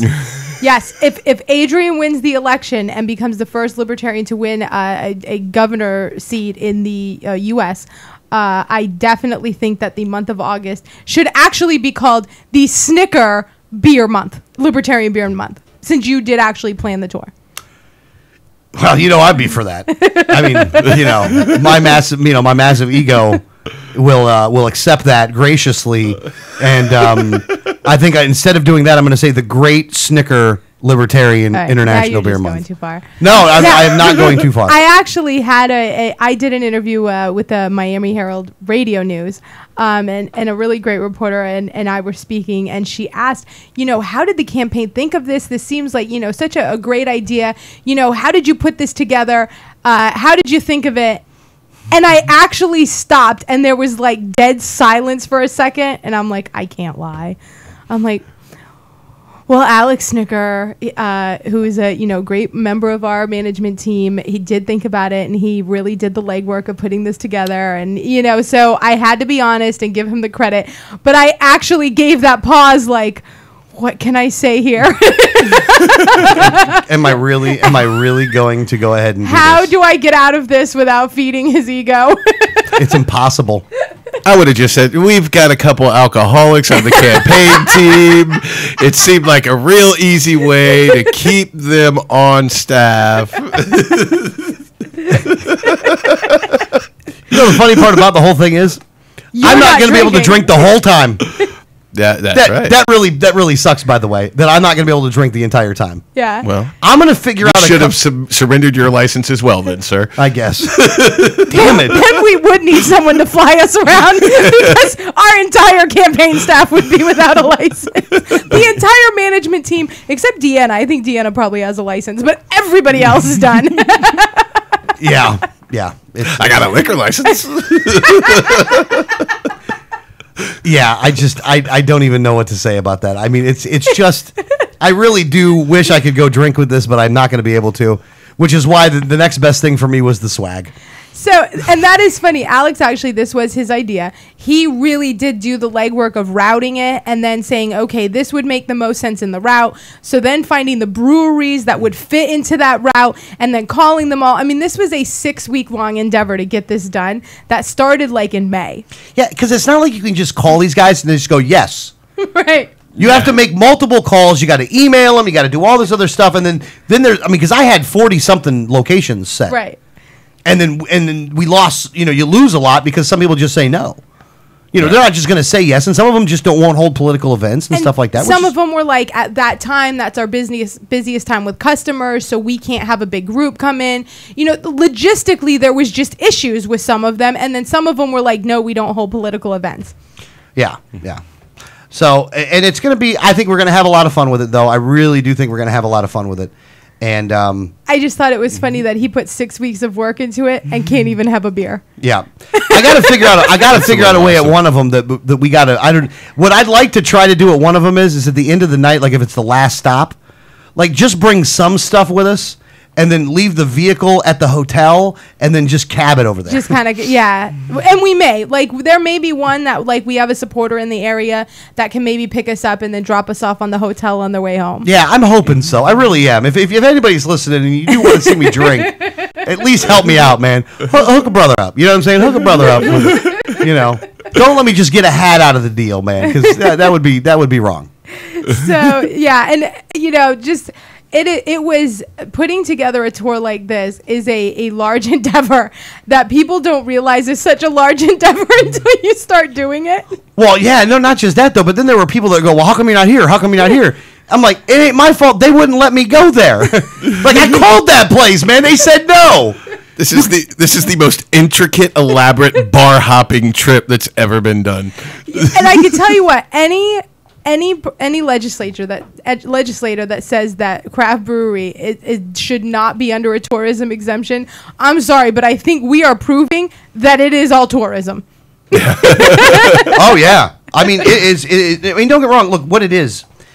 Look, and then one other reason that I thought that craft breweries was a good idea was a couple reasons. One, this country was formed in a bar, for Pete's sake. I mean, in all reality, most major events in this country happened, at least started off in a bar. Yes. With a pint or whatever they were drinking at the time. And we need to get back to that. Mm-hmm. And also, it's not $10,000 a plate dinners. Like Rick Scott and Charlie Crist, during August, Rick's, why we're going to regular bars and inviting people to those establishments. What Rick Scott and Charlie Crist are going to do is they're going to go to big donors, big money people, and they're going to do big $10,000 plate or whatever $1,000 plate dinners, and that's who they're going to go and talk to because they're not worried about you, the regular person. They're worried about the people that they're going to enact policies to screw you over with. That's what they're worried about. Adrian, on the other hand, who loved the idea right from the get-go, he was a big fan of the idea.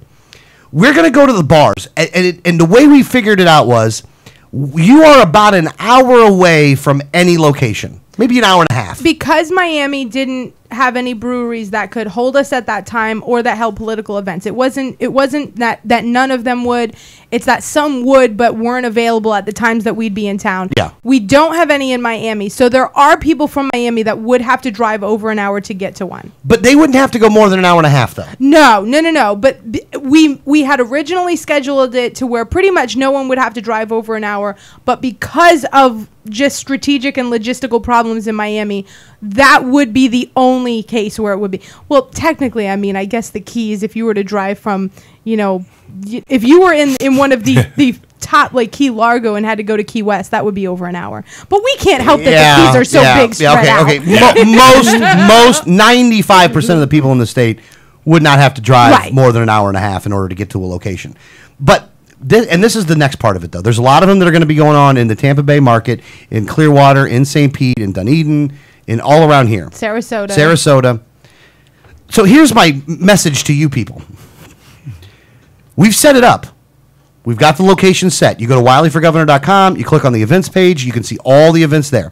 We put out press releases. The media's picked up on the press releases. You know where these places are at. We've put it all together. But this is where we need you. Yes. Show up. Find one and go to it. And bring a friend. Yeah, and don't go alone.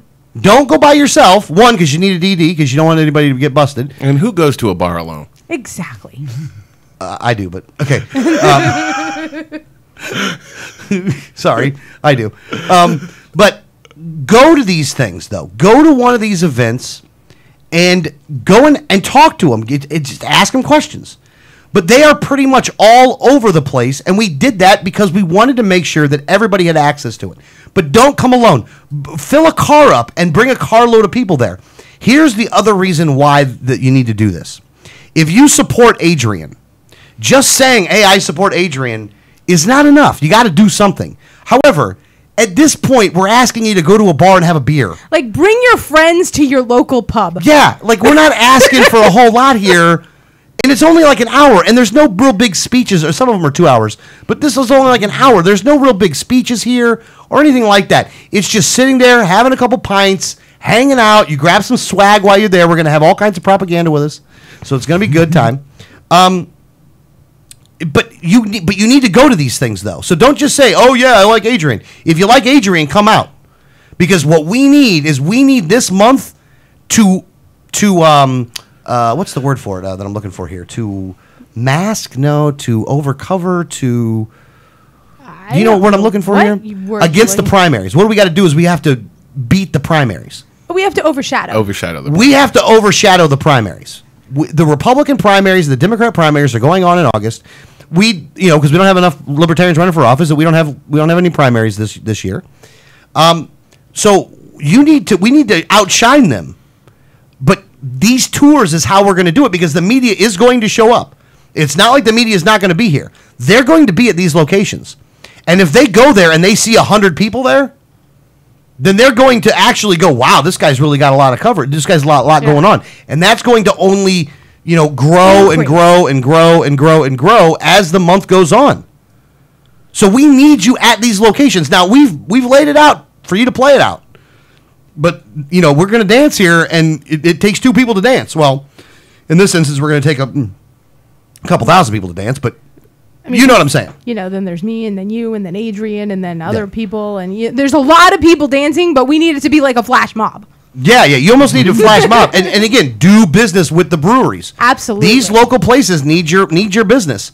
Do business with them. Let them know that you support them, so the next time that this legislation rolls around to try to screw these people over, which is what they're going to try to do in Tallahassee, that these breweries know that they're not to be trifled with, because you are going to be there to protect them, so that they can serve you beer with much higher alcohol content than normal beer. Well, listen, don't just go out there to show your support to Adrian, although, go out and show your support to Adrian, but show your support to a local industry that is thriving, that's flourishing. It's one, and I've said it in interviews, I know Adrian has, this is an industry that the Florida legislature should be heralding as a success story, should be going out there and saying, this is the example of a small business moving in and starting to be successful, but instead they're trying to hinder it and regulate it out of existence. And show your support that we're not going to stand for that in Florida anymore. Yeah, exactly. No, you're exactly right, man. We need to make sure that as much of the locations are shown as possible,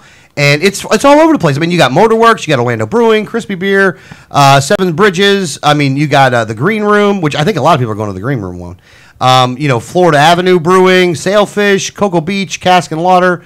Not to mention the stuff that's going on tonight. Tonight's events is... tonight's events were in Fort Lauderdale. No, Fort Myers. Fort Myers, yeah, that's what I meant. Fort Myers Brewing Company and Marco Island Brewing Company. That's tonight. So that's Marco Island, and that's Fort Myers. Fort Myers first from 5 to 7. Yep, and then Marco Island Brewing from 8 to 10. Yeah. So, and then after that one, with Saturday, we got Saltwater Brewing from 5 to 6. That's in Delray Beach. That's Delray Beach. Big Bear from 10 to 11. Those are the two locations for Coral Springs. Then we got to go to the River Rally on the 3rd, and then we go down to Sea Dogs. So it's going to be Sea Dogs in the Keys from 4 to 5. Yeah, we go on Sunday, we go from Stewart in the morning for a water rally there, all the way down to Key West. For I think 4 o'clock. I think at 4 o'clock we are at Sea Dog Tavern in Key West. It is to say that we're going to be doing some driving this weekend is an understatement. Oh, I'm doing some driving. You're doing some driving. Think about it this way, folks. You were not invited to Obama's Beer Summit. You are invited to Adrian Wiley's Craft Brewery Tour. That's right. It's a very good point, by the way, Greg. That's a very good point. Thank you very much for making that good point, by the way. You know what? And send a message to these other two guys that we don't want a governor that's only there for people who will pay him $10,000 a plate. Exactly. You want a governor that'll sit down with the people and have a beer and say, let's talk about what's going on. Yeah. No, that's a very good point, by the way. That's a very good point. I think it's going to go really well. I mean, I've actually heard from some of the craft brewery places that they're getting calls. That they're getting phone calls already. And that's good to see that they're getting phone calls, already on this stuff. which they need to. I mean, it's going to be a good time, though. I think it's going to be a lot of fun. I wonder if the ones that declined are getting calls asking if he's going to be there and now reconsidering their position. Being like, oh, man, we missed out. You know, one of the ones we actually did get, though, was because somebody was on the Wiley for Governor page and actually sent a message saying, hey, how come you guys didn't include me? Nice. And so we called him up and said, we're including you now, guy. Here's the time. It was a craft brewer that said, hey, I didn't get a call. And we're like, you know what? You weren't on our list. Sorry about that. Let's set it up. There's a lot of these places around the state. I mean, you have to look at certain, when you're setting something like this up, it is not easy to find all of them. It's not like you Google craft breweries and they all just pop up and they go, here's the list for you, Mr. Snicker. I know what you're trying to do here, so let me just give you this. It doesn't work that way.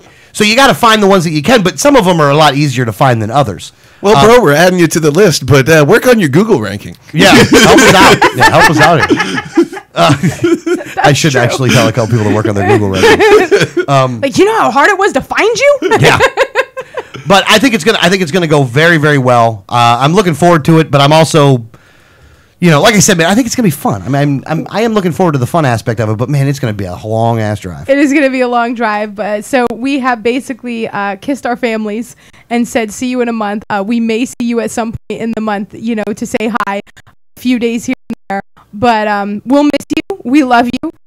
We're about to go win an election. Yeah. Well, the other thing is the other thing I'm hoping to see is that by the end of the tour that we will have seen a lot of people, a lot of libertarians that we haven't seen in a long time. Yeah. You know what I mean? So. Like people that we haven't seen in a long time, that we just, spend a little time with those people as well and get some pictures and some good media with it. We do have in Key West, we are stopping by one additional craft brewer to have a beer with a newly registered libertarian that is taking a bigger role in the libertarian activism going on in Monroe County, and he actually works at a craft brewer and asked if we could stop by and say hi. Oh, really? Yeah. Oh, so we got another stop there, huh? We do have a stop. All right, then. All right, good to go. Man, it's gonna be fun though. But if you want more information on the craft brewery tour, Wiley, WYLLIEFOR governor.com. You can go there. You can look at the information on the events page there, or you can go to the Wiley for Governor campaign group page on the Facebooks. You can go there for that as well. Just type Wiley into Google and read it all. Yeah. Just type Wiley into Google and read it all, and hopefully you'll enjoy it because it's like I said, we did a lot of work to get this thing going, but now that we're here, I'm actually, normally when things like this go down, I'm all kinds of nervous. Like I'm all kinds of like cool today. I'm very cool, calm, and collected today about this. You know why? Because we did a lot of work, and there's a lot of people that did a lot of work. Look, my portion of the work was not. If you look at the entire pie, my portion of the work was probably about 2 slices. But the rest of the slices were actually done by other people. And the more important slices, like the marketing of it, the setting it up on the Facebooks and on the websites and stuff, that stuff was done by other people. And those people deserve a whole round of congratulations because in all reality, it would not look like it looks right now if it wasn't for them. So thank you to those people. And something went wrong with my Facebook too. Yeah, okay, because it's... Everybody's Facebook just went wrong. Yeah. Everybody's doing it wrong. And it is nice to see that the media is picking up on it, though. Like, I really am happy to see that the media has picked up on it. Facebook went down, and U.S. productivity is about to spike by like 500%. It's beautiful. That's just beautiful. It is totally beautiful. All right, guys, that's the show. Oh, by the way, donate to Adrian Wiley's campaign. However, on 1787network.com, if you are feeling froggy, there is a button. It's a big red button that says donate. If you like the show, if you find value in what we do, make sure you go to 1787network.com, scroll down a little bit on the right-hand side, click the donate button, and make a donation. Now, the good news here is you can donate as much money as you want. We have no contribution limits right now. So if you want to give us $10,000, I am not going to be opposed to that. I am going to be I will vote in favor of you giving me $10,000. I'll vote for that. Just so you know. I'll even give you a commercial. We'll give you lots of commercials. Yeah, I'll give you a lot of commercials with that. Okay, guys, that's the show. We're 11:58 right now. Where are we at? How much time we got left? It's time to shut down. Is it time to shut down? All right, guys, 1787network.com. We will see you on the road. Hopefully see you at a craft brewery stop around the state somewhere to talk to you. Come have a beer with us. This is Liberty Underground.